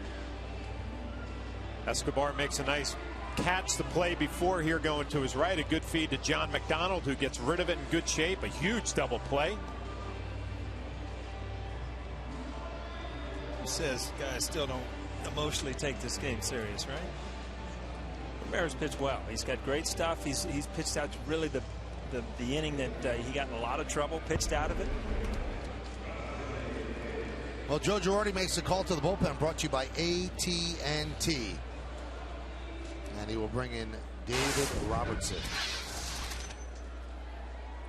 Not bad if you have 10 games and you do not have an ERA yet for David Robertson. 10 strikeouts and 8 1/3.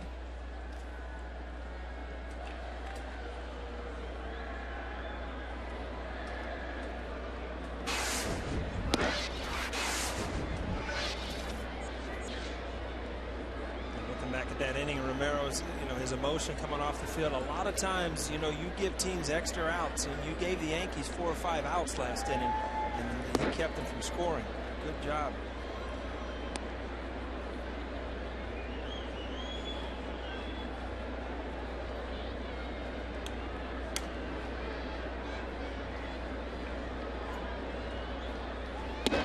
So talk to your pitchers between innings, Flash? It depended on who they were. Right. Yeah, there were some guys who wanted to talk.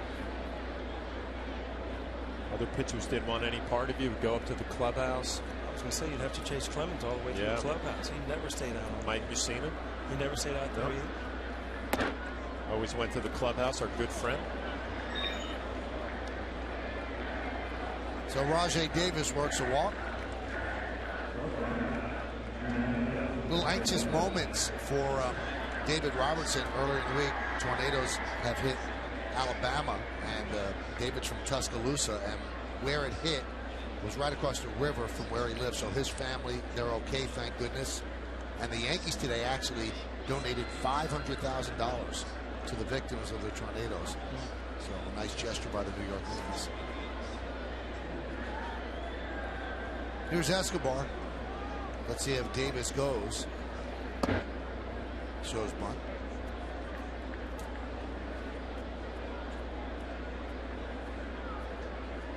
We talked about the Blue Jays, how they like to run this year more than in the past, and they're never a team who would lay down a sacrifice bunt. And Escobar on the first pitch.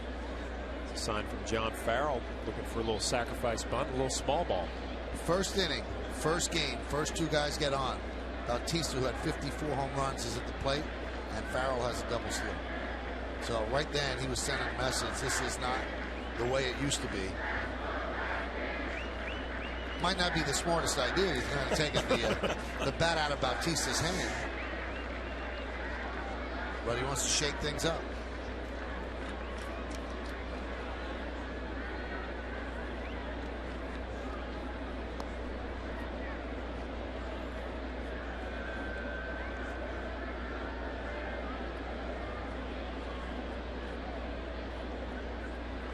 Boy, Davis really distracts a pitcher.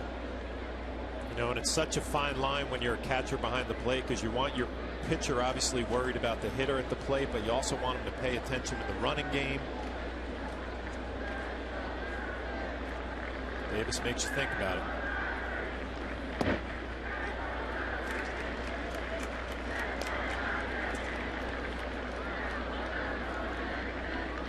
It was kind of an old thing that anytime the base stealer was on as a hitter, you could look dead fastball, and you know it's not always the case, but you know, catchers got egos. Sure. Everybody, I mean, you can as a hitter really sit on fastballs when you've got a base stealer on base.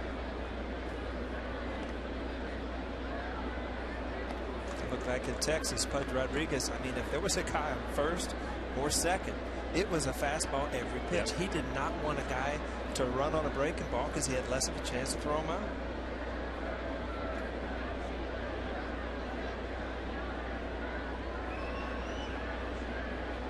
Runner goes. That one is chopped to second. Cano will get Escobar, so Davis moves to second.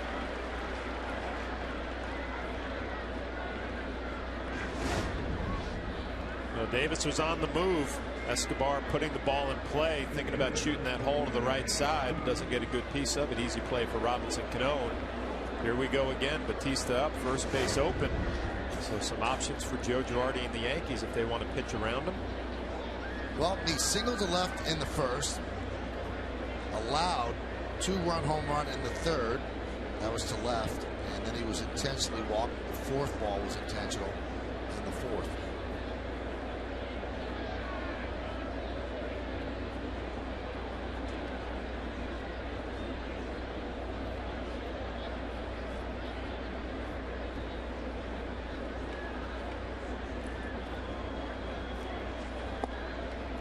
I think that distracted Bautista because Davis was moving and then stopped at second.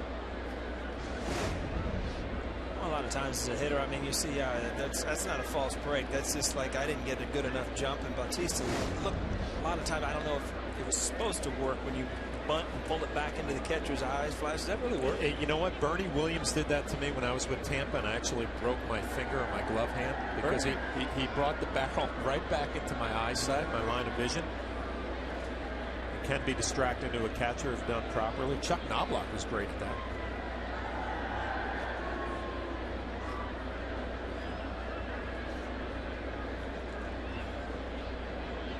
Give Bautista a little credit for that right there. I mean, this isn't a guy who's just swinging from his heels and has one thing on his mind. Actually seeing Davis take off, being able to think quickly and fake a bunt. There's a strike.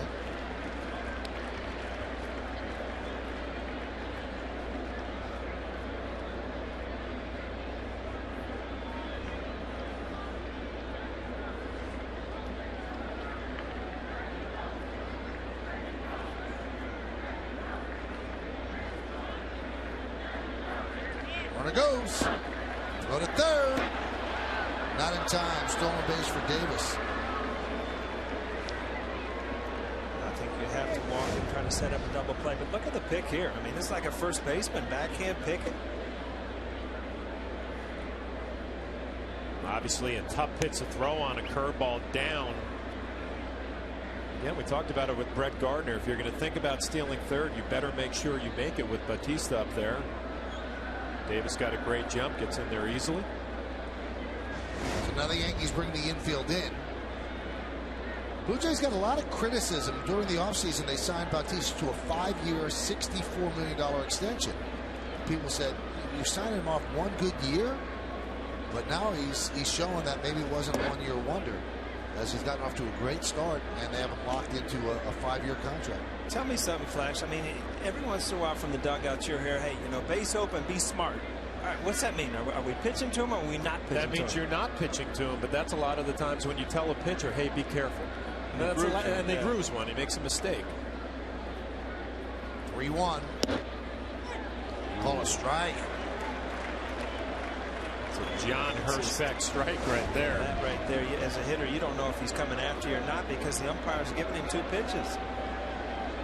Literally is not throwing a strike this count. He's 3-2.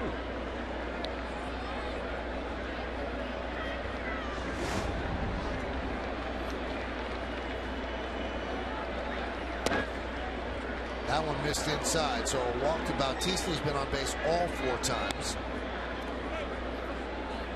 Let's check out tomorrow's starting pitchers, brought to you by Verizon Fios. Get the ultimate in entertainment on the Ultimate Network. Fios, a network ahead.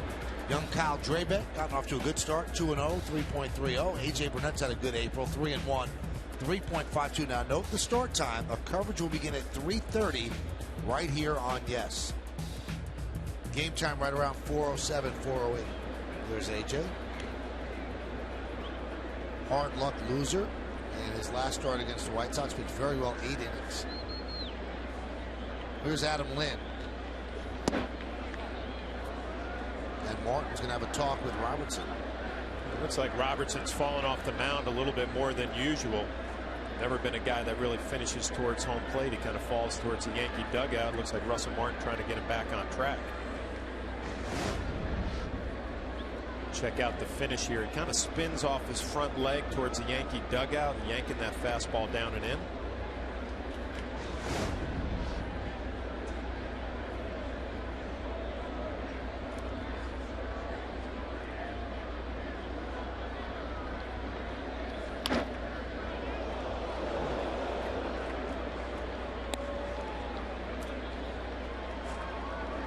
New member of the Yes family. Want to congratulate E.J. Gentile, who produces back in our studios and also does the Joe Girardi show at time, and his wife Bibi gave birth to E.J. the Fourth, or Ernest Joseph the Fourth.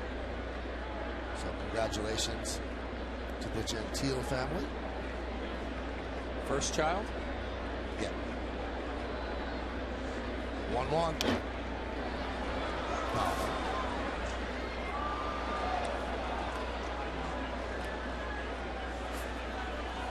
Robertson usually gets tough in these situations. Opponent 2 for 14 against him with runners in scoring position. And tonight the Blue Jays are 0 for 7 in these spots. Yankees are 0 for 4 as well. Home runs, that's what gets it done tonight. A 1-2. He struck him out. Good life on his fastball. He got a couple fastball, one fouled over his dugout. Then he got a couple others by him. So, I mean, in my mind, that's good catching. I mean, don't go to another pitch until this guy proves he can hit that fastball. Took it out of the zone. You see a good life, kind of jumped at the end.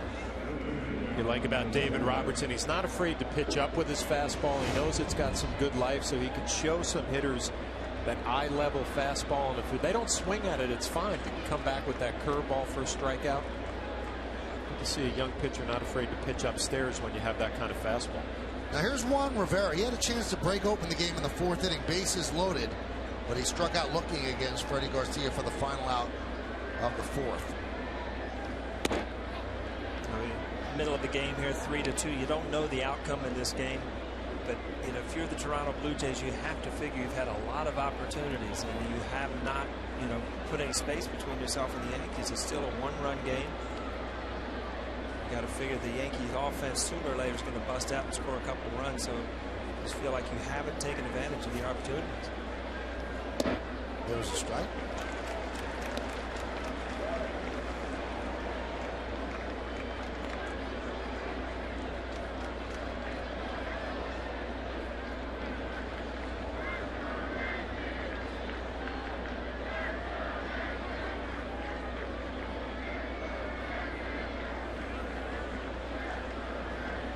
Runner goes, and Robertson has him hung up.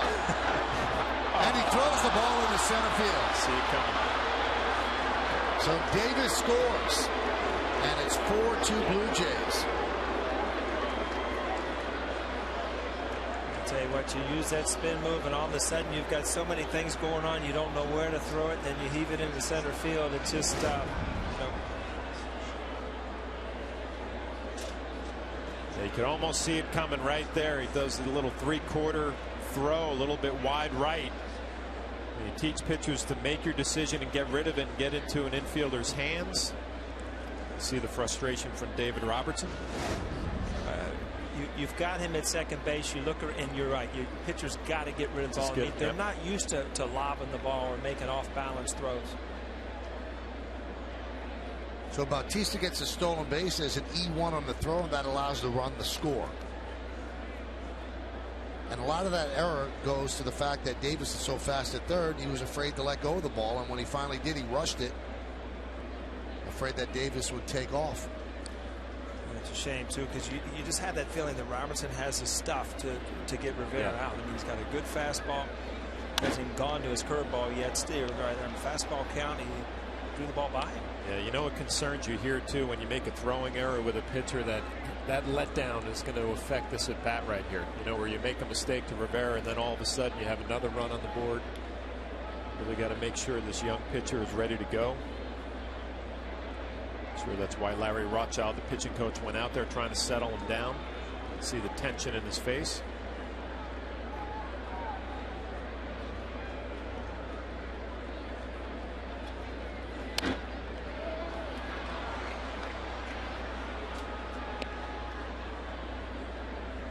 Still 1-2. Spent a lot of years with Larry Rothschild. He was with Cincinnati when I was with the Reds, and really got into, I mean, not only a great pitching coach as far as mechanics, but really into the mental part of the game. Those guys that, you know, you basically never hear a bad thing about. You know, he's been to Chicago, he's been to other places, and you just don't hear people say bad things about him. 1-2. Breaking ball is high. And he was John's manager in Tampa Bay. Yeah, I know. He used to walk out there and bring Norm Charlton out of the pen and face me almost every game. I remember that walk. I take that back. There is somebody who says bad things about him. I didn't like it.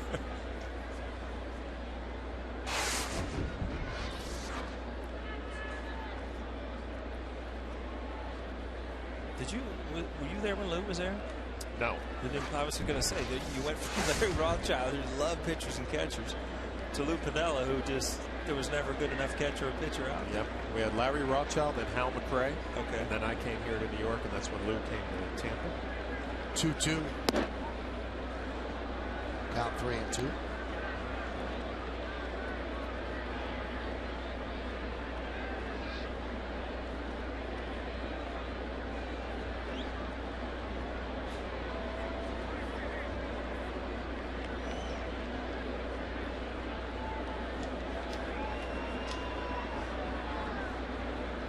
Runner goes from second. Foul back. Yeah, you said things are going to be a little different there, Mike. A little 3-2, funky. 2 outs, man on second, in motion. If you're the hitter, all of a sudden you're looking at the scoreboard thinking, do I have things right here? Sure, 2 outs and it's 3-2 with the base open. The guy's running.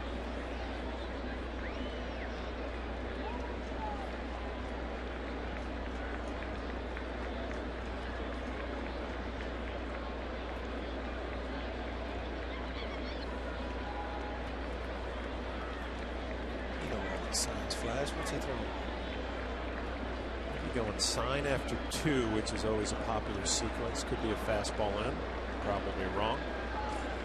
Yep. There's a base hit to left field. Charging is Gardner. Rounding third is Bautista. Here's the throw. Here's the play. He's safe.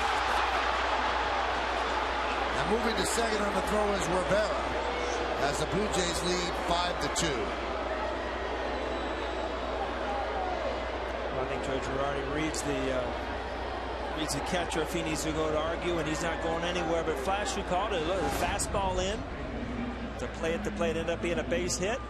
Blocks the plate, but you see Bautista got around the tag. I think it's a good call. Yeah, Martin does a nice job kind of kicking that left foot out there, taking away the plate. You got to give Bautista a little credit for going around and getting his left hand on home plate. When he tagged him with the glove, the ball was in the hand, though. And unlike in the streets of the Bronx, that's not the electricity play. You have to make the tag with the ball. It doesn't count? No, in the Bronx it does. Stick ball? Yep. A lot of times when I wasn't watching it, you know, the on-deck batter, your job is to immediately, when that ball is hit, is to set up on the other side of the plate and tell that runner which side to go on. And, you know, tell the guy to slide inside or outside to get away from the tag. Helps the runner a lot. So 2 big runs for the Blue Jays here in the 6th inning. There he is. There he is. You see that runner. He told him to get down, but he didn't tell him which way to go to. A lot of times as a runner, you don't know where the ball is because your back's turned to it. You read the play there. That's your next coach, is that player on the on-deck circle. Strike 3. And Encarnacion down looking. But 2 runs on 1 hit, 1 big error, 1 man left. We go to the bottom of the 6th. 5-2 Jays.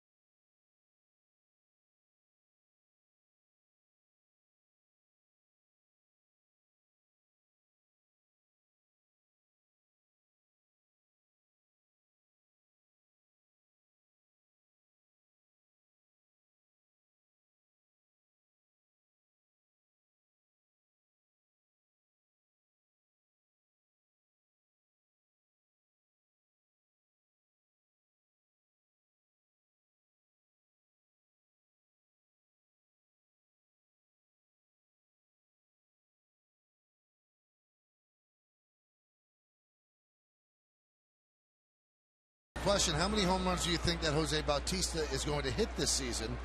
You've been texting us at 58772, and here's how you voted.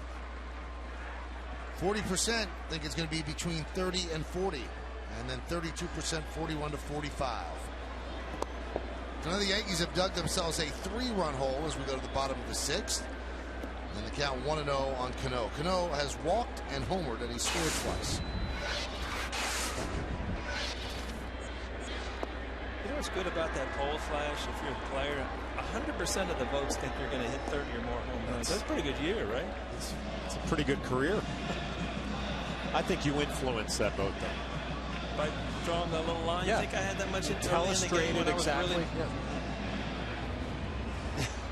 I was kind of in the middle. I didn't know which way to go.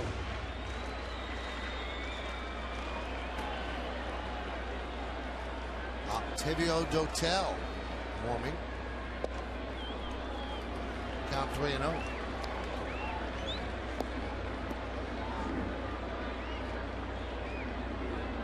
Again, I mentioned it earlier. Romero has not had a lot of run support this year. And Cano works a walk, so he's on base for the 3rd time. And the last thing you want to do when you have a 3-run lead, 4 pitches to Robinson Cano, his 3rd walk of the year.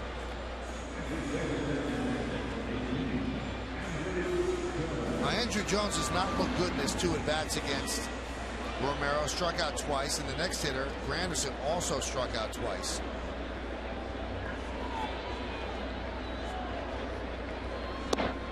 Breaking ball strike, back door.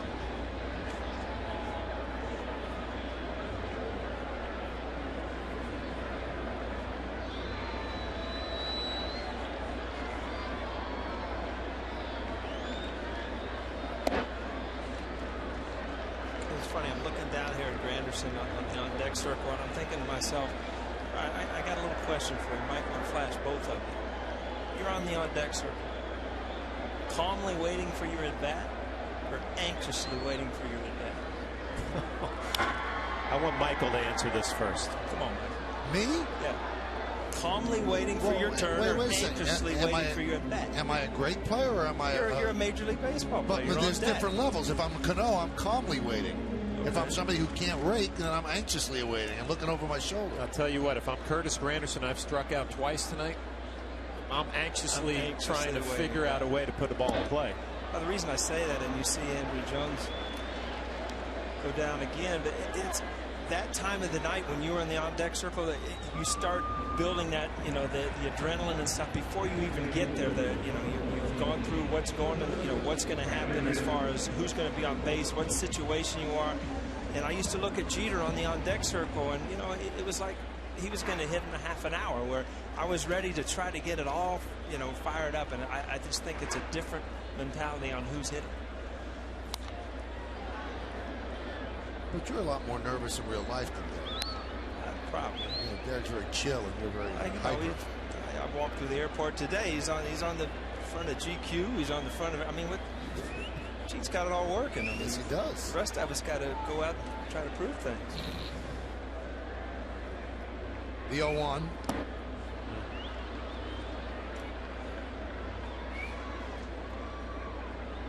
You strike out a couple of times, and then you're 0-2 before you know when you get up there. I'll tell you what, remember, you went over a scouting report how lefties have handled him, and Cano took him deep earlier in the game, but he looks like a tough at-bat to me from the left side. Throws hard.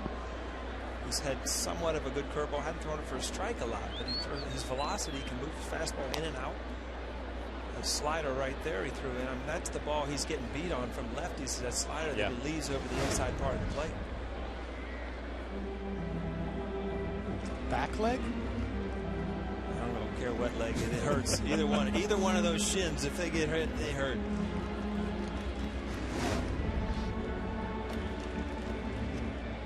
See, this is the difference right here, Paul. You get another look off the back knee, it looked like. And Granderson and Jones have suffered the same fate. Both of them hat tricks.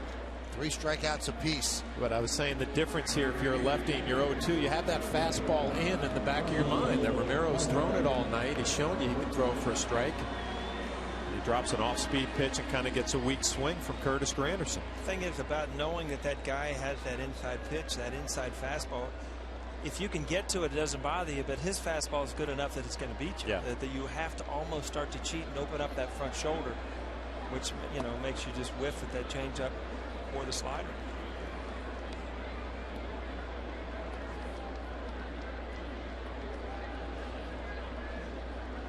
I've heard a lot about Russell Martin wants to catch every game. I mean, in your mind, if you're managing, what's your ideal number for a guy's having a great year, a catcher? I mean, you can't catch a guy 162 games. You'll wear out. Well, let's think about when Posada was at the top of his game. He was catching 140 games a year. Right. Well, that's 22 days. That's a lot. Yeah, that's still 22 days off. I would say just a round number 130. Okay. Probably a nice number for a starting catcher who's having a big year. Be creative with some of the days off. A day game after a night game, maybe with an off day the next day, so he gets 2 full days.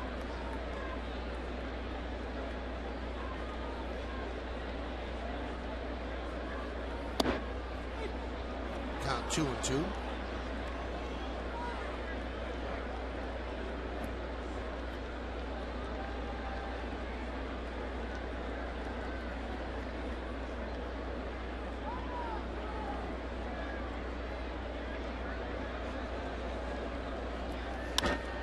That one is looped into right field. Bautista on the run makes the play, so the leadoff walk does not hurt Romero. Yankees strand 1.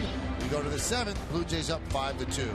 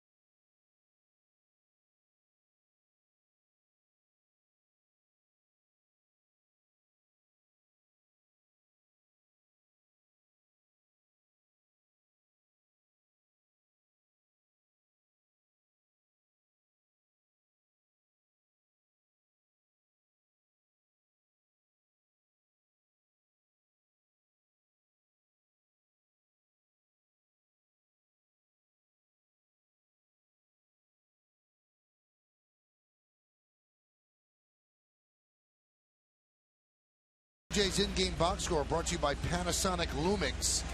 Jose Bautista has quite a nice line. 2 for 2, a home run, 2 ribbies, 2 runs scored. A ribby for Rivera, run scored for Davis, run scored for Escobar. A walk to Encarnacion and Cooper, and a home run by Arancibia. He's 2 for 3 as well. You look at the offense from the Blue Jays, and we've talked, they could have broken this game wide open, but what has happened in their offense? Roger Davis has had a lot to do with it, with his speed. Bautista, obviously, with his home run and then pitching around, and Lynn starting to swing the bat a little bit better, has added a little punch to this lineup where, you know, you look up at the game right now and they've got a lead. New pitcher, as you can see, Buddy Carlisle. Third Yankee pitcher, Freddie Garcia started, went 5. Robertson, victimized by his own throwing error, gave up a couple of runs in the 6th, and now Buddy Carlisle. On the Cadillac scoreboard, 5-2 Jays, and that one is driven out to right center field. Granderson got a good jump, lopes after it, makes the play.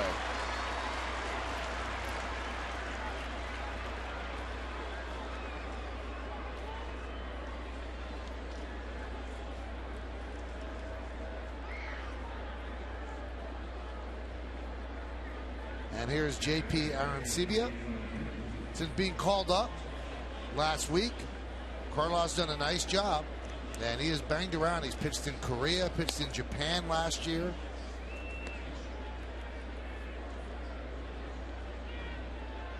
And he made his Yankee debut in Baltimore. There's the strike. Casey Jansen warming up. Bullpen's done a good job for the Blue Jays this year.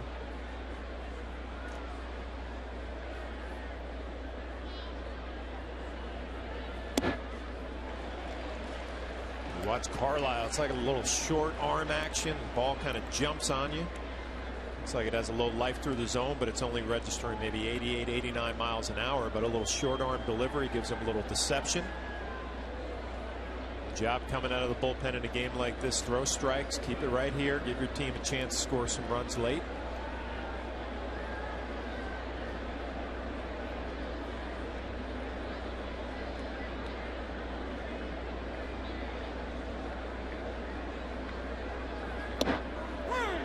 Strike 3. Arancibia down looking. Get a look at Carlisle's motion from the side. Pretty simple delivery. Pitches out of the stretch.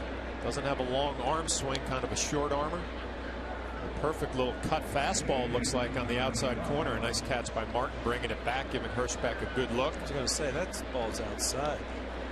See that? I can even tell from up here, Flash. You got to give that catcher a little credit. Did a great job of showing Hirschbeck a good look at it. That pitch right there would have hit a left-hander in the back knee.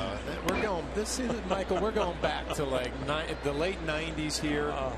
I told you I was having flashbacks today. All I from heard. the deli earlier in the day. All I heard from O'Neill when he came up to the plate. That's after we like, how you doing, Flash? Yeah, that's it. After the first pitch, it was on. You didn't know this stuff was going on up there, did you, man? I wish we had you guys mic'd. No, you didn't.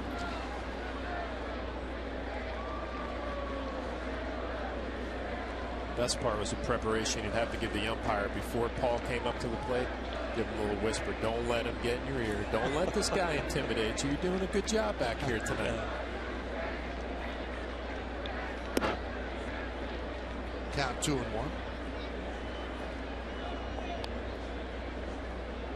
Michael, let me ask you, were you up at 4 o'clock this morning watching all the hoopla? No, but my wife was. Really? Yep. She's still getting ideas from your pet. And you know what? The royal wedding, I don't think it had anything better than yours, Michael. How do you like that? Wow, thank you. I'm sure Jody will love to hear that. All I know is my mother-in-law was 92, 93 years old. She got up at 4 in the morning to watch this stuff. My wife's telling me this. I'm like, you know, we mentioned the word DVR, but it didn't register. No, it didn't work. 3-1. There's a strike.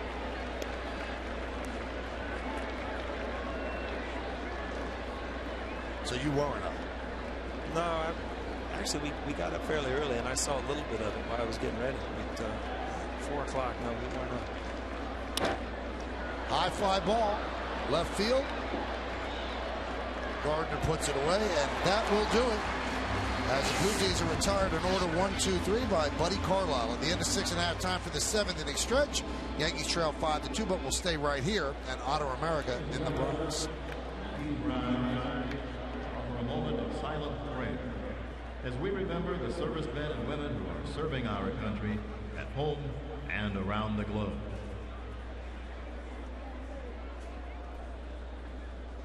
Thank you. Now joining Kate Smith's rendition of God Bless America.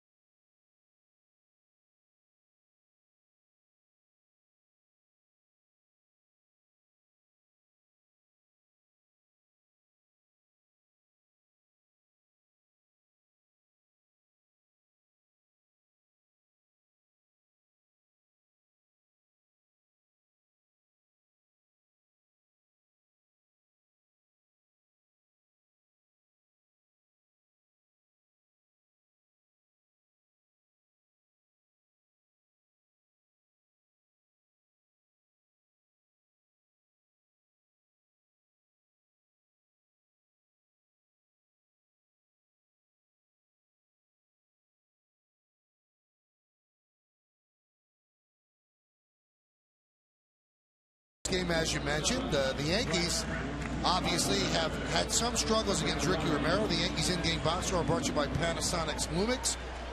Robinson Cano with a home run and 2 runs scored. The other run, Russell Martin with an RBI double. Now the Yankees have to deal with Casey Jansen on in relief. And Gardner shows bunt and pulls back. So Romero pitched well. The Cadillac scoreboard has him leading 5-2.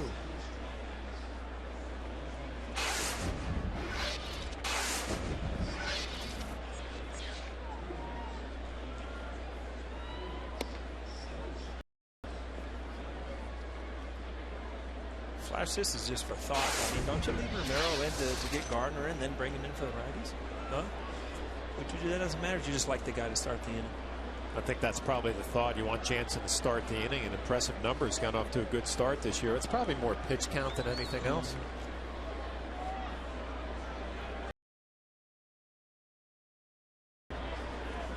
John Farrell used to be the pitching coach for Terry Francona and the Red Sox. Got the manager's job here with Toronto, replacing the retired Cito Gaston. Shows bunt again. Well, Farrell did a nice job with the pitchers in Boston. That was my first thought when he got this job. All the good young pitching in this organization, you expect them to take that next step. We'll see if it happens. Although Brett Cecil got option to the minor leagues, is that right? Yes, he did.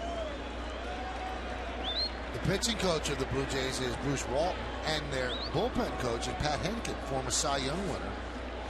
So they certainly had a lot of minds working on their pitching. So the count 3-1 on Gardner. Jansen deals. Strike. Gardner's just trying to get on.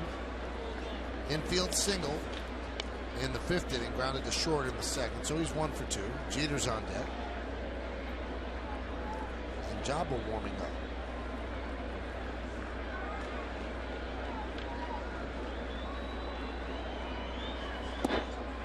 And Gardner does work a walk. That's the last thing Jansen wanted to do. Come in and walk the speedy Brett Gardner.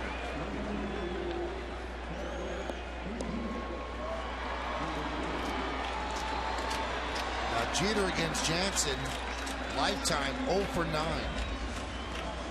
So Derek's 1 for 3, picked up a bunt single. He was trying to sacrifice in the 5th, but it was such a good bunt, and Blue Jays didn't play it well. He picked up an infield single.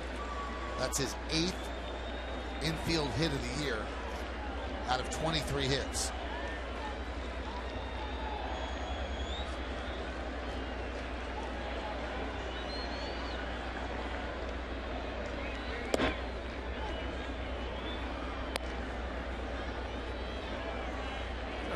No, they're saying he has 9 now. I thought he had come in with 7, so 9 infield hits for Derek, and he leads the American League.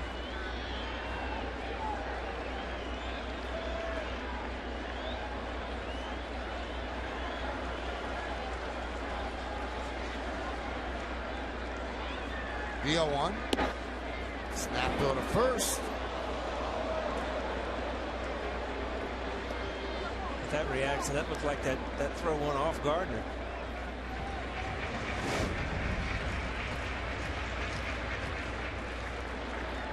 Oh yeah, right hip.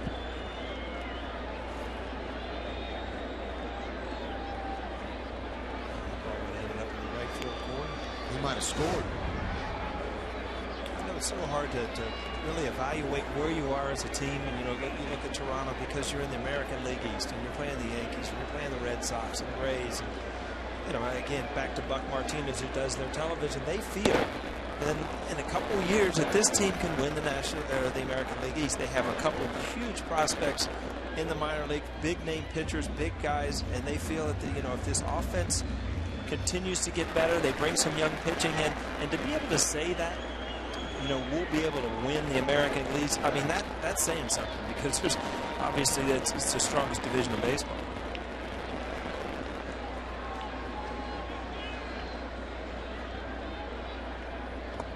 And a team like the Blue Jays might really be helped if Major League Baseball goes through with adding a wild card in each league, because you always know the Yankees and the Red Sox are going to be there, and if you're that third team, you kind of don't make the playoffs. But now there's another wild card. That third team in the East could make it. Could be Tampa Bay, could be Toronto, or if Baltimore continues to improve.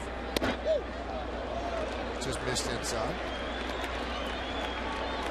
Jansen's always done a good job against the Yankees. In 17 games, he sports a 1.31 ERA. And he is not allowed to run in 5 career appearances here at the new stadium.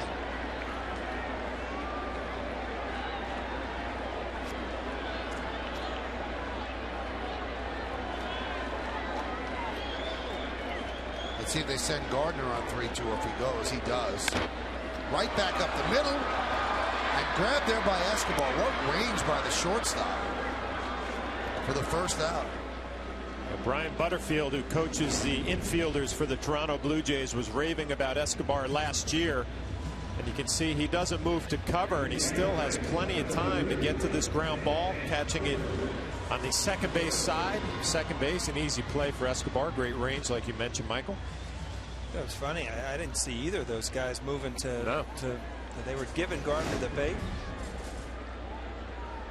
Butterfield, you bring on Butter was with us right when I came over. Has to be on the top 5 funniest guys in baseball. If I look back, I had more fun with him. Every once in a while the new baseball cards come out during the season. Well, we were in Oakland one day and he ran out during warm-ups, and it just happened that my baseball card had he was talking to me in the baseball card. He already signed it for me. Hand it over to me. If you need any more, just let me know.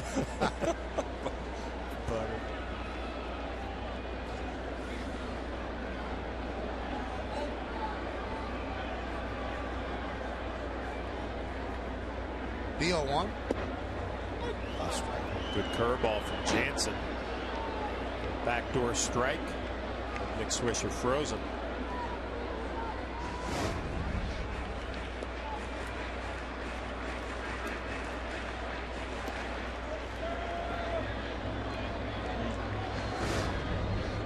Ball is a lefty that's very hard to hit because why the ball is, you're picking it up and you're figuring out if it's a strike or ball. It's out of the strike zone and then it breaks in over the court. If the umpire gives him that ball off the plate in the hitting zone, it wasn't a strike. But it's a tough pitch to hit.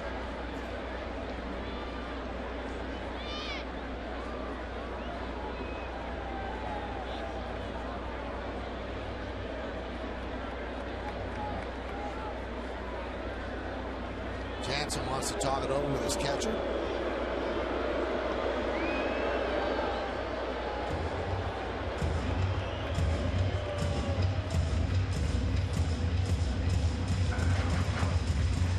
John, was it hard to hear the pitcher through his glove? No. That's kind of never new. was muffled or anything. No. That's kind of new, isn't it? I don't remember in the old days guys talking through their glove like they're. It's not like the batter's got a TV in his pocket or something. I mean, how does he know what the guy's saying? It's odd. Maybe he's got one of those devices, yeah. Little iPads you're working on over here, or a Razor. My Razor phone has been very durable. The 1-2 fouled away.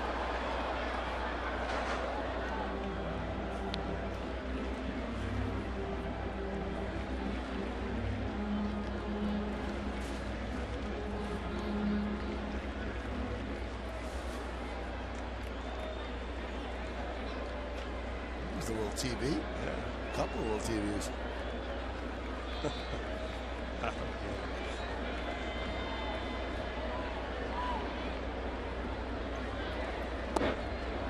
Off speed and Nick Swisher way out in front, so he goes down swinging for the second out.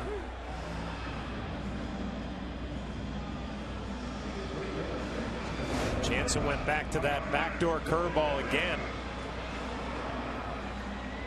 Paul talked about, looks like it's in the other dugout, and then it comes back to the corner, and Nick Swisher kind of has a weak swing down and away. How quiet Swisher was last year, and he let the ball come to him. If you watch that last pitch, his front, he uses a leg kick, but his front hip is starting to open up a little bit, and obviously that's going to take your weight away from it. So not nearly as quiet as he was early because that hip's going out that way, which kind of takes everything away from the baseball.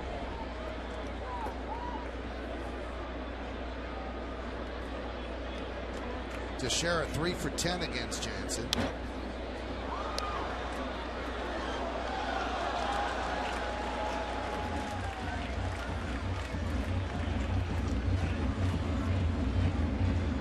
Or through the glove. Through the glove, through the mask. We got it all working out there. It might even be in French. They play up in Canada. Huh? I mean, if it was that important, a team that's forward thinking would employ a lip reader. I mean, who's reading lips? The 0-2.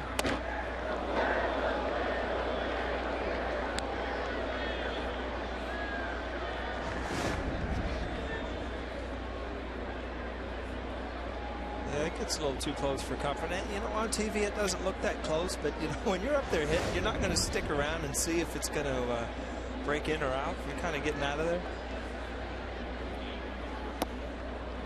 Count 2-2. We're in the bottom of the 7th inning, and the Blue Jays lead the Yankees 5-2.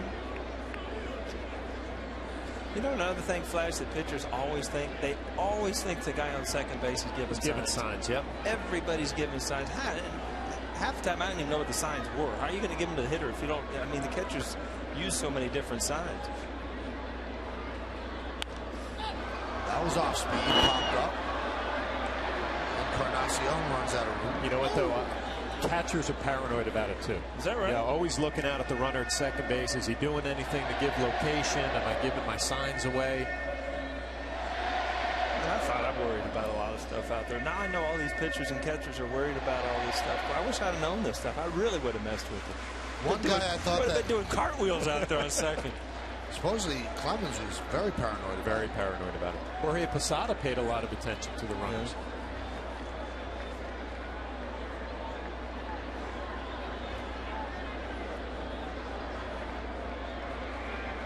2 balls, 2 strikes, 2 outs. Runner at second. Yankees trail 5-2. Jansen deals. Drill deep to right field. Just missed the foul pole. With runners in scoring position, you want to share up. He leads the Yankees with a .417 average. How about that, Paul? You get a pitch to drive out of there, and you're a little bit too quick, and now you start thinking, I'm not going to get that one again. Yeah, we talked earlier in the game. Bautista had a ball inside he could hit, and what he do? He didn't hook it foul. He hooked it inside for a home run. A lot of pitches. I mean, a lot of depends on your at bats, on the pitches that you get, what you do with them. And if you foul that ball off, sure, pitcher's going to go back and make a good pitch on it. Now you lose to Shera. That would bring up A-Rod as a tying run. See, this is a tough call right here for the catcher, Aaron Sebia. I mean, you got Casey Jansen, who has a good curveball. We saw a couple of them, Nick Swisher. But can he throw it for a strike 3-2? Like you said, Michael, if he misses, Alex Rodriguez comes up with a chance to tie it. And he walked him.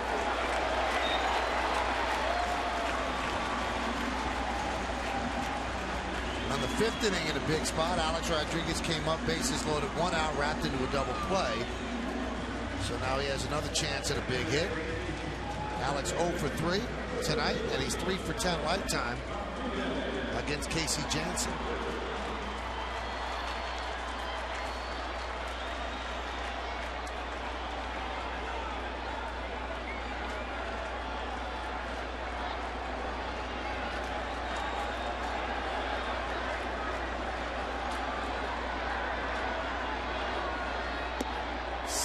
Of the Yankees' 128 runs this year have come via the home run, and that is by far the highest percentage of any team in baseball. They came in tonight 58.7% of their runs on home runs. The second place team was the Orioles at 47%.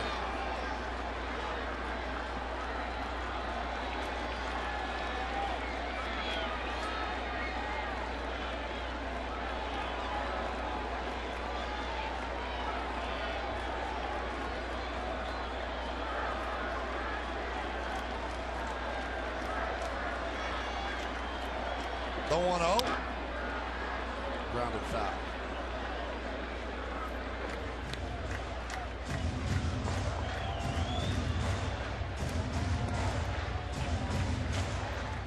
Along with Paul O'Neill, John Flaherty, and Jack Curry, I'm Michael Kay. And you are watching Yankees baseball right here on the Yes Network. Bottom of the 7th inning, 1st and 2nd, 2 outs. Yankees trail 5-2, and Alex Rodriguez at the plate.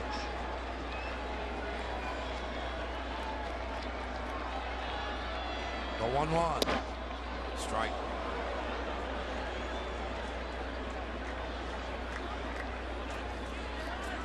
Yankees have 42 home runs, the most in the majors. They have 106 singles, which is the fewest in the majors. Where Lovello is moving his outfielders around.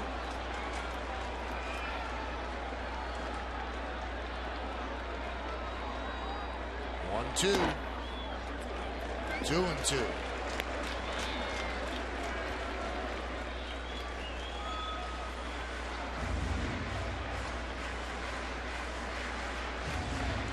Sean Camp throwing in the Blue Jay bullpen.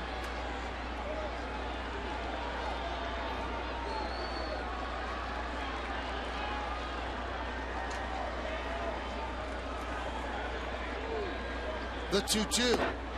Got him on a breaking ball. A-Rod swings and misses. No runs, no hits, 2 walks, and 2 men left. Let's go to the 8th. 5-2. Blue Jays.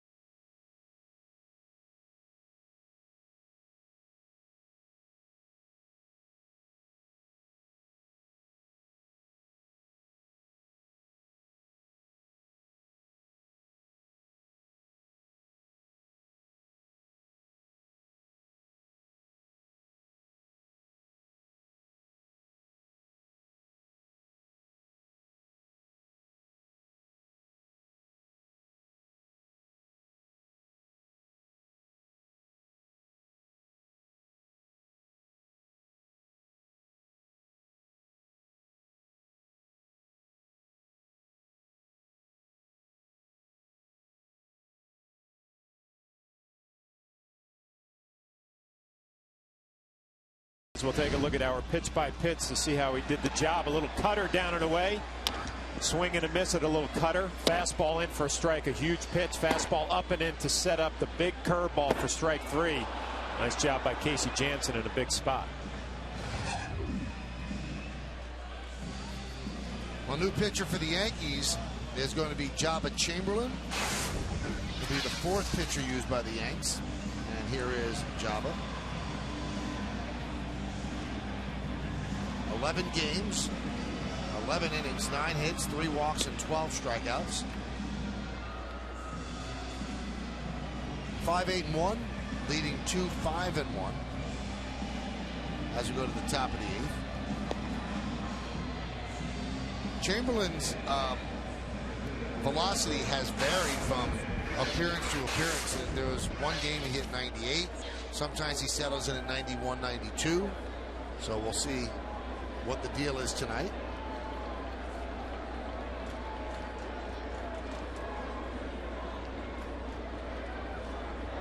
He has not worked since April 24th, and he's had just one appearance since April 19th. So let's see if he's strong right now. First pitch, a 95-mile-an-hour fastball.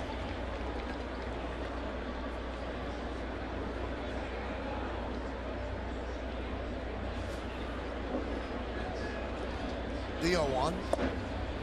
There's that good slider, and the count 0-2. A little surprised when I saw Jabba coming in from the bullpen. Carlisle did a nice job in his inning, but obviously Jabba needing a little work tonight. Looked sharp early. Good fastball, nice slider. Punched out to the right side. Cano gets Davis for the first out. Tonight, throughout the Yankee season on Yes, we're asking you to vote along with us for the Chevy Player of the Game. Text your vote to 58772 or vote online at yesnetwork.com. Now, tonight's candidates are number 1, Jose Bautista, number 2, Ricky Romero, number 3, Robinson Cano, or number 4, J.P. Arancibia. Vote now, make your voice heard. Standard text messaging rates apply.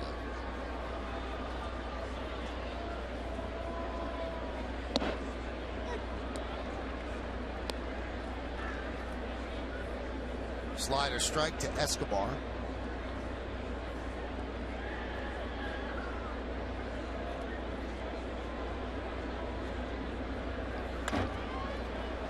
Fouled away.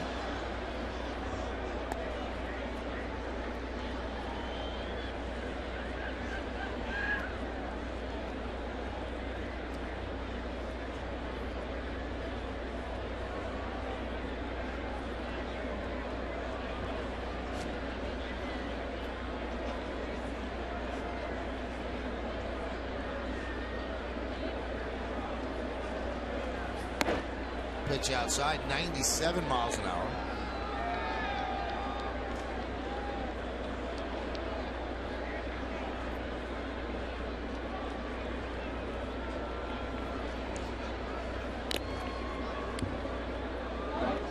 Got to bring back good memories there. Flash, a little foul ball off the face mask. Keep you honest late in the game in the 8th. Make sure you're still with it back there.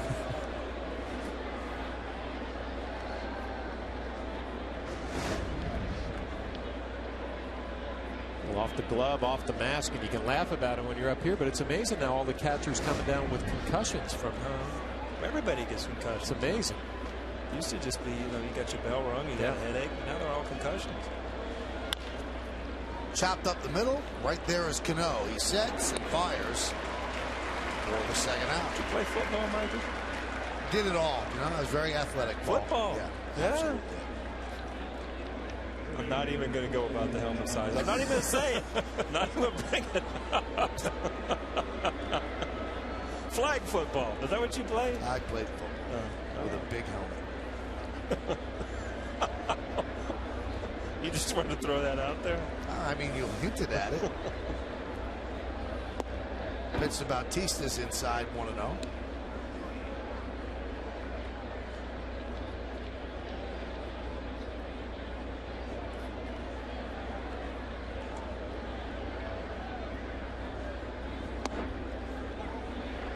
Bautista is a clear pull hitter, and you could just see how Brian Butterfield is camped out pretty much in the left field bleachers at the third base coach. And you can see the distribution of home runs since 2010. There's a strike. Well, that's tough. I mean, what do you do with that, Flesh? 96 on knee high on the outside corner. Do exactly what he did. Yeah. You take it and you hope you get a mistake here, 1 and 2.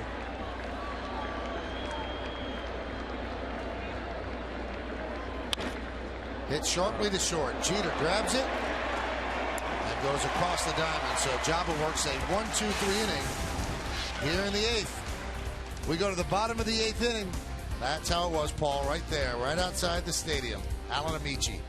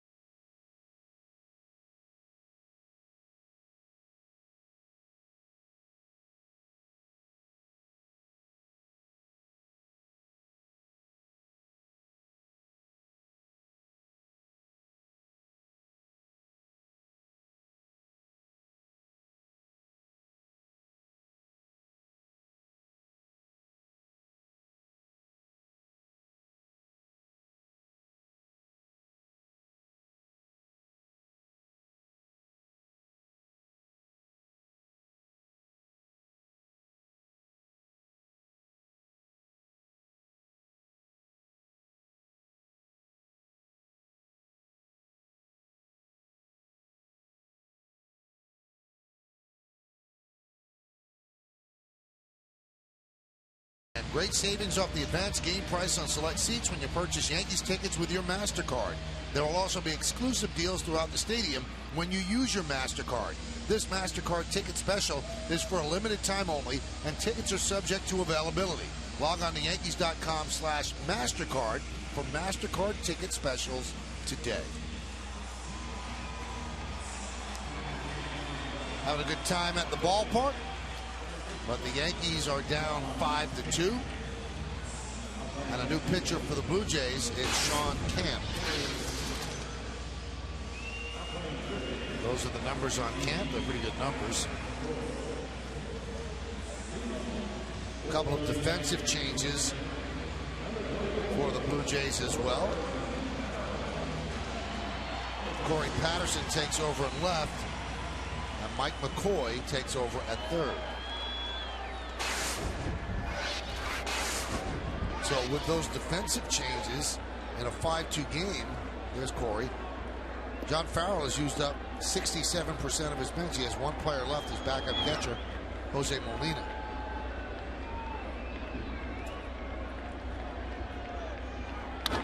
That one's drilled to right field. There it goes again. See ya. Almost the same spot. Another line drive. Solo shot for Cano. And the Yankees have pulled to within 5-3.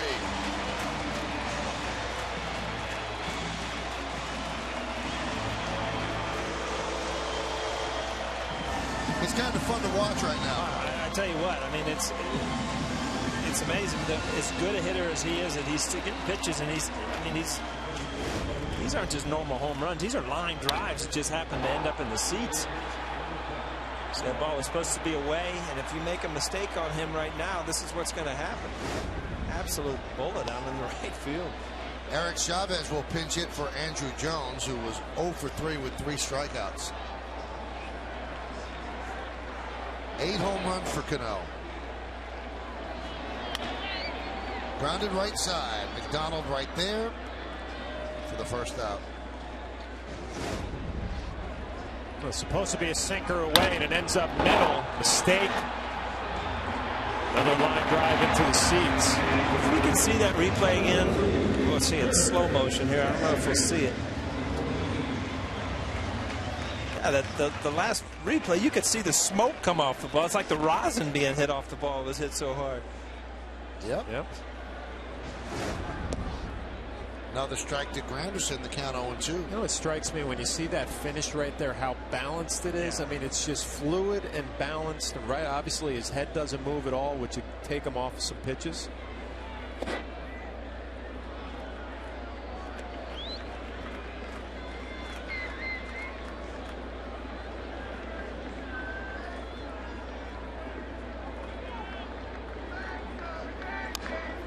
Check swing, slow roller to second. And that's going to be a base hit. McDonald was hurrying, couldn't get a handle on it, and they scored an infield single.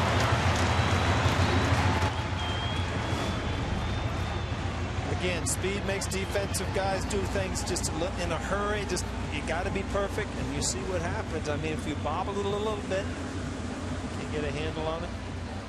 Dangerous throw right there, too, as a first baseman. You hate to see a guy bobble that close and then whip one over at you.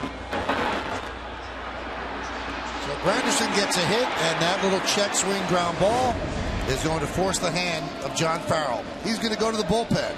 Bring in another reliever with Russell Martin due up. Yankees down by 2.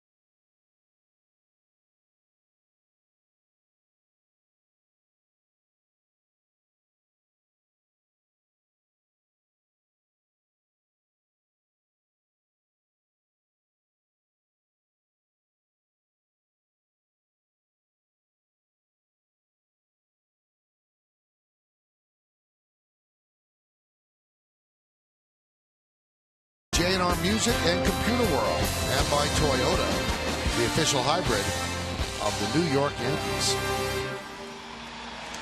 Well, the Yankees announced after the 4th inning that there's going to be a big concert here on September 14th. It's going to be the Big Four, and it features Metallica, Megadeth, Slayer, and Anthrax. Now, Metallica is the group that does Enter Sandman that you hear all the time when Mariano comes in.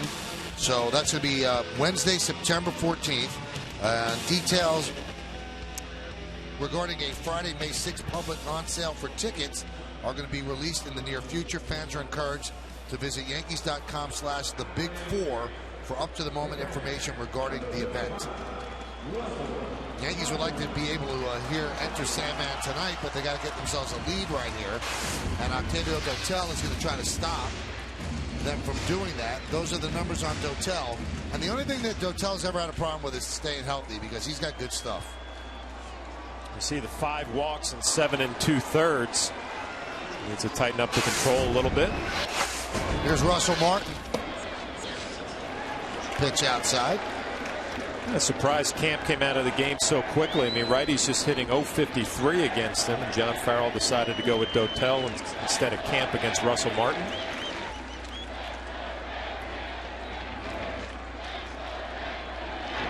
A couple of notes on Cano. The last time he had a multi-home run game, exactly 1 year ago today, April 29th, in Baltimore. And also his 8 home runs match his total from last April, and that matches the most he's ever had in any month of his career. And still has 1 more game in April. And maybe another at bat later. Dotel has now gone 3-0 on Martin. Dotel in his career against the Yankees has pitched 11 games and carries a 2.25 ERA.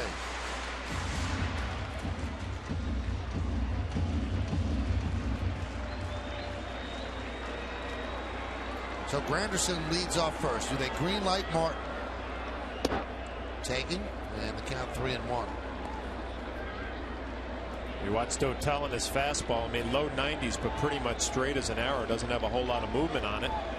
Russell Martin, you figure you got 1 3-0. You're probably going to get another 1 3-1.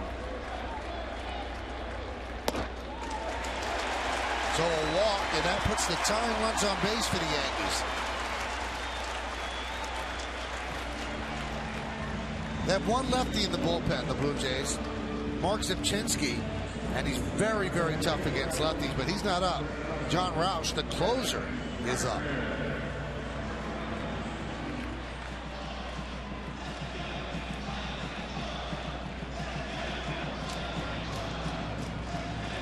So first and second, 1 out, and Gardner at the plate.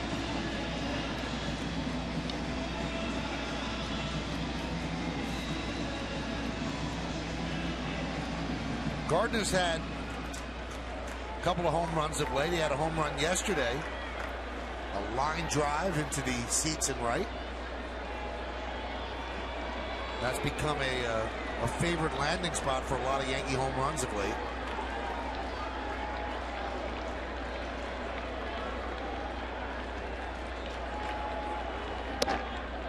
Count 1-0. Yankees tonight are looking for their first hit with runners in scoring position. They're 0 for 6. The Blue Jays haven't fared much better at 1 for 10. Wow, that's a lot of opportunities, but good opportunities for the hitters. 1 for 16 combined in the scoring position.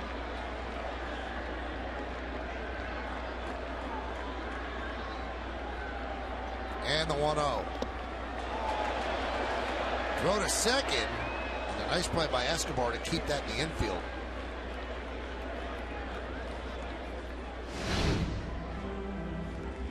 Last night, Brett Gardner gets a fastball down, gets the bat head out. Nice line drive into right field. 3rd home run. I'll tell you what, things aren't going the way John Farrell planned here when he brought Dotel in. A walk. Now he's all over the place behind in the count on Brett Gardner.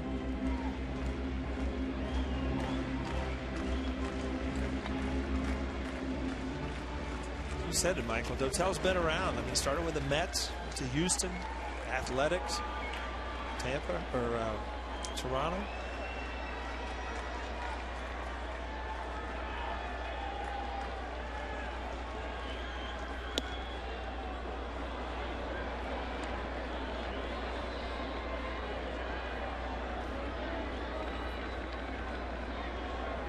You forgot one place, a couple places. I'm sure I did. Yankees. Yeah, I do remember that. Kansas City. Pittsburgh. Had a few stops. A few more stops than I thought. Well, last year alone, just in 1 year, Paul, Pittsburgh, the Dodgers, and the Rockies in 1 year. So now they count 2-2.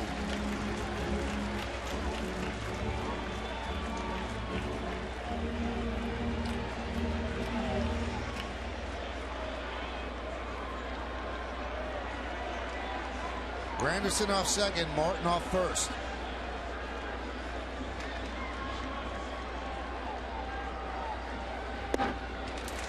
Count 3-2. Does not have great command.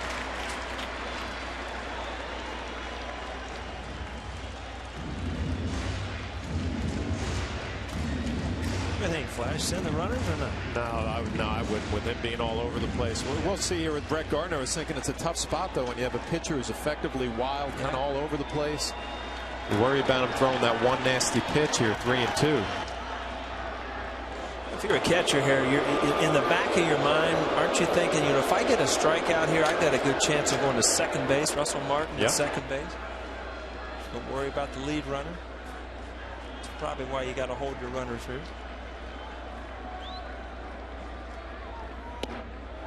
And a walk to Gardner, so he's on base for the third time, and the Yankees have the bases loaded for Jeter.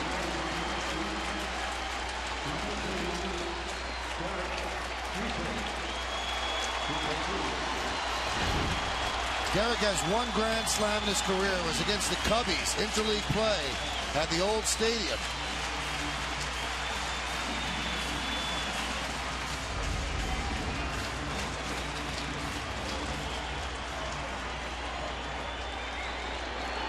So Jeter against Dotel, 1 for 6 lifetime. Against Roush, who's warming up, 1 for 3. Crowd of 40,830. Many on their feet.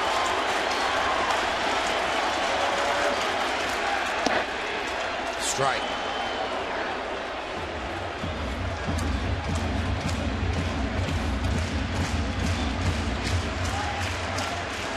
Granderson, third. Martin, second. Gardner first. Great speed on the corners. Martin runs well at second. The 0-on. 0-2. Those two fastballs. I mean, first pitch borderline away. That ball right there, though, ended up over the middle of the plate. Good pitch for Derek to hit. Swung right through it. 326 hitter with the bases loaded. Yankees down by 2. They led 1-0 after 2, and it's been all Blue Jays since. Count 1-2.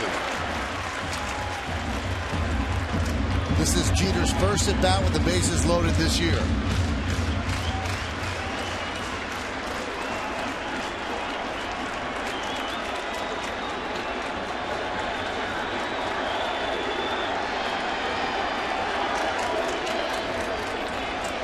Dotel throwing mostly fastballs, which would benefit the Yankees because it seems like a recipe that a lot of teams have been using, getting them out with breaking balls. Yankees can turn around a fastball. 1-2. And the dirt on with the breaking ball. A lot of trust in your catcher there, Flash. That ball looked like it was intentionally thrown down in the dirt. Nice job keeping it in front. More importantly, keeping that possibility of a double play in order. You feel that way, Paul, in these spots here. Just get the ball up in the air. You know, you start thinking negative thoughts. If I hit a ground ball, could be a double play. Get it in the air. It's funny how your mind just plays tricks on you up there. You start thinking over and over what you don't want to do. And it's simple enough. Early in the count, look for a ball up in the zone and hit a fly ball or drive it out in the outfield.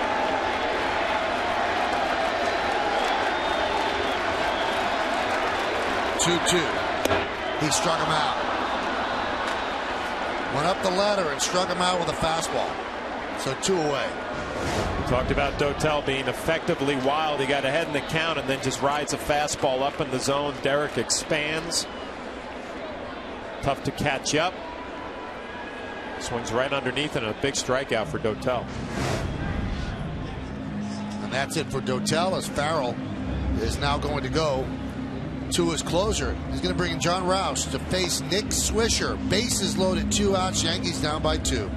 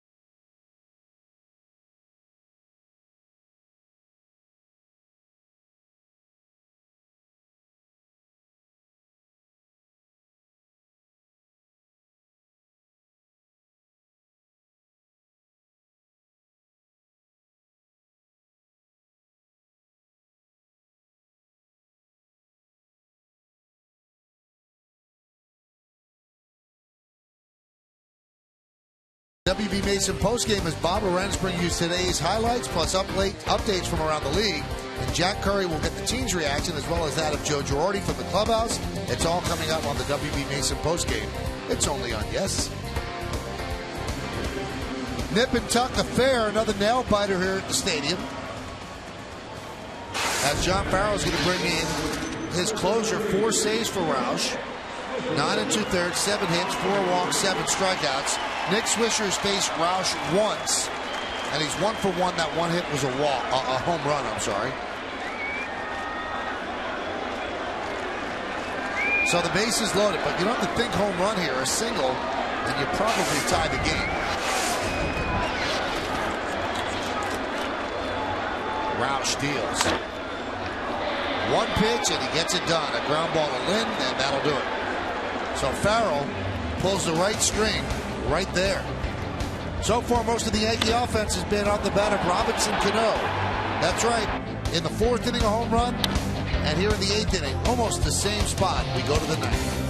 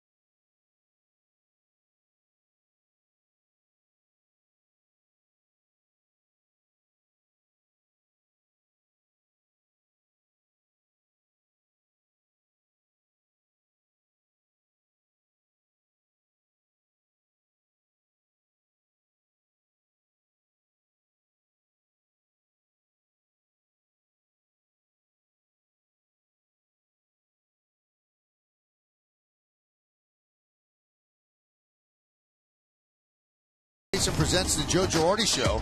The skipper sits down to discuss the best plays and moments from the first month of the season. Plus, he'll answer your questions submitted on Facebook and Twitter.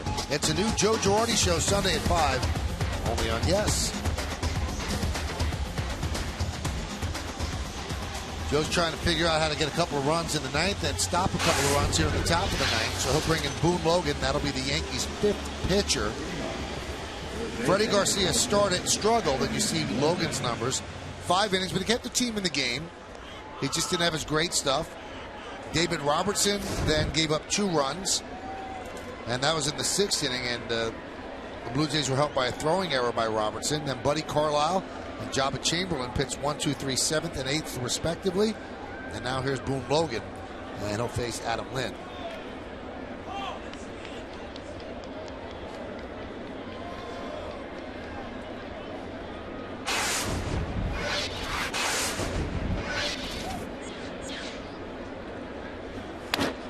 Hot shot, foul.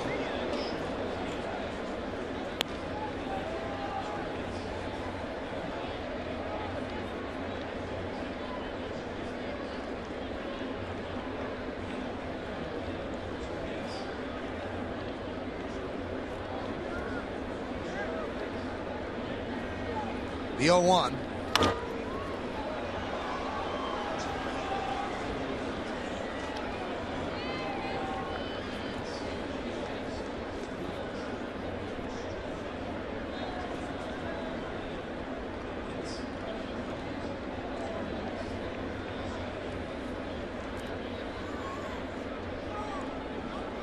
The 0-2. Check swing. Confirmed by Scott Barry.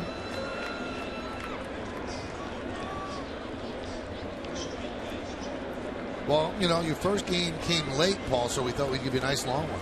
Oh, this is nice. You can get you warmed up. Yeah.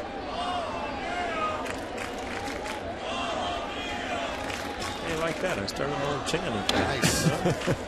Everybody in the booth can sit down now. Flaherty's the one who started.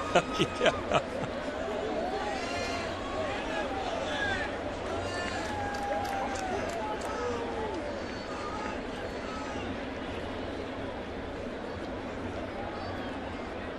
Boone Logan struggled early, but his last 5 appearances have been scoreless. The 1-2.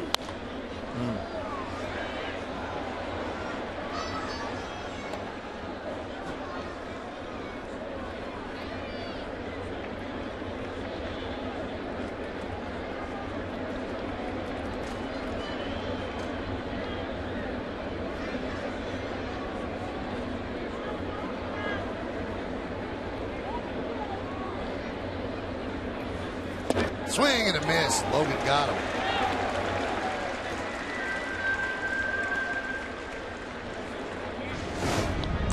Again, upstairs, ball up out of the zone, but 94 miles an hour. Just fouled off a curveball, so it looks a little bit quicker.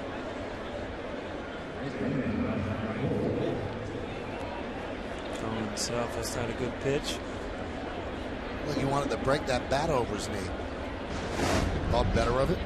Dad had 3 home runs in Texas the last 3 days. You better keep it. Here's Mike McCoy. Cowboy. Boone Logan doing a better job than he did early on, getting ahead in the count. Really the difference for him last year when he came back up from AAA, able to throw the ball over the plate. His stuff is plenty good enough. That's in that fastball, Paul, 94 miles an hour, a good slider. Soft ground ball to short. Jeter charges and makes the play, just getting McCoy. I told you that Lynn wanted to break the bat over his knee. Oh. I wasn't going to mess with my knee. No, you weren't? See, you're supposed to cut the tape, Mr. Boland.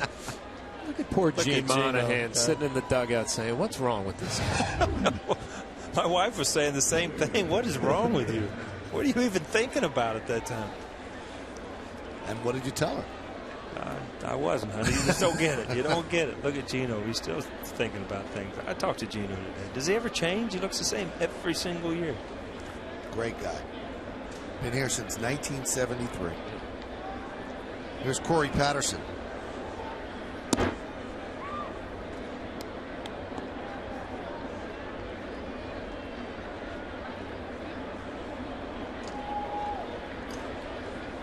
If you look ahead to the bottom of the 9th inning, Yankees have up who they want up. Teixeira, Rodriguez, and Cano. Base hit to right field.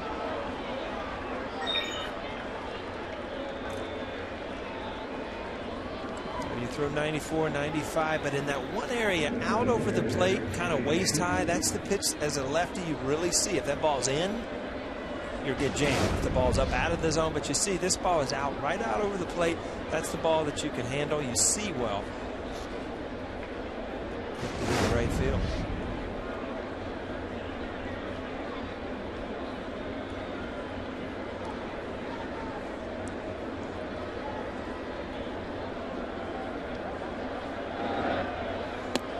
Breaking ball inside to Cooper. David making his major league debut, walked in his first plate appearance, then struck out, popped to short, and flied out to center. Hit .395 at AAA, 2 home runs and 19 ribbies, and now Larry Rothschild wants to come out and give Logan a little bit of a scouting report. I was just thinking, if he hit .395 at AAA, probably had some success against left-handed pitching, so we'll pay attention here. And it's tough when you have a young kid who comes up from AAA. You don't really know a whole lot about him. One mistake could cost you a couple of runs. Larry Rothschild wants to make sure everybody's on the same page. Cooper's mom, sister, and girlfriend made the trip from Sacramento, California. They're here at the ballpark tonight. There they are. All right, so you see the mom. You going with the girlfriend and the sister? Which one? I have no idea.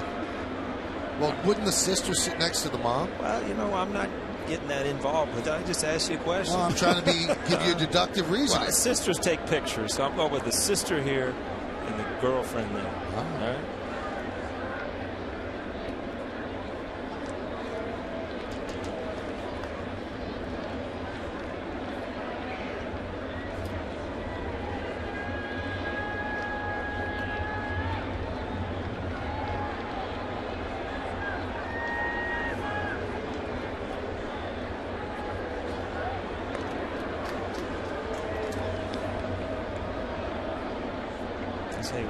As a nervous rookie, you don't need these long at bats either. Pitching coach goes out, a couple throwovers to first. It seems like you've been at the plate, your heart's racing. You've been up there for 20 minutes, you're tired just standing there. The 1-0. That one's driven to center field. Granderson backpedals and makes the play, so Cooper hit it hard, but run down by Granderson. No runs a hit, no errors, and 1 man left. Do the Yankees have a rally in their bones? They have only 1 win this year when trailing after 8 innings. Well, the family thought it was a hit. No, it just missed. We go to the bottom of the 9th.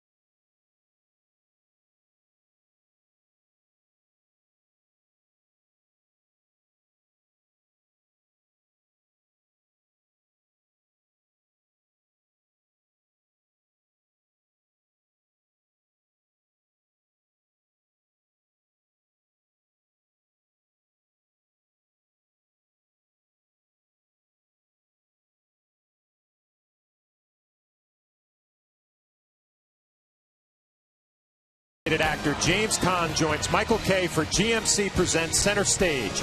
The legendary actor discusses his prolific career from his early TV days to today on Center Stage. James Caan tonight after the postgame, only on Yes. Very, Very entertaining guy. People should stay tuned and watch that. I got to get home to watch that, Michael. Huh? You really should. Here's Mark Teixeira, bottom of the 9th inning. He takes a pitch low from Roush. 5-3, Blue Jays lead. First game of this 3-game set.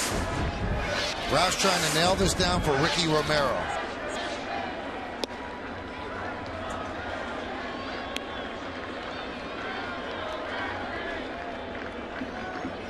Count 1-1. Driven out into left field. Corey Patterson for the first out. So Teixeira, who had a hit in the first inning, then almost knocked over Romero in the second. 1 for 4 with a walk tonight.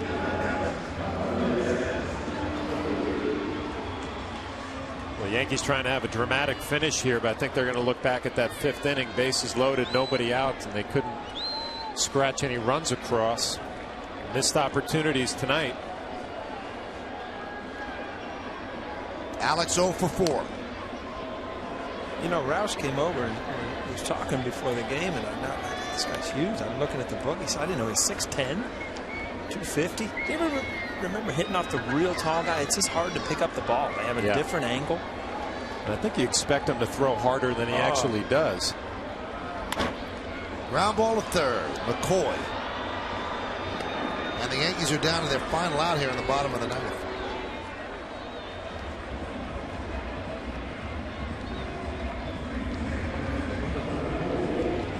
That'll leave it up to Robinson Cano, and what a night he's had.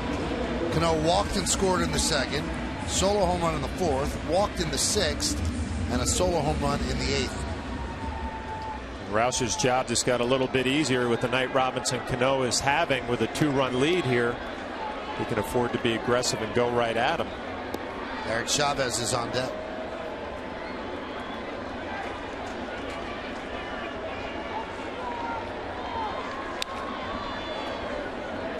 Foul back.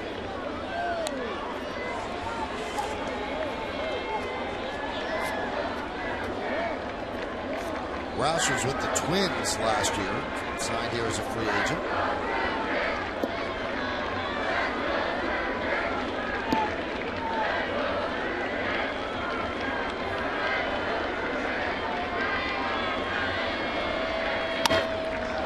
High drive, and it's in the park. Davis is there. Ball game, and the Toronto Blue Jays beat the Yankees 5-3.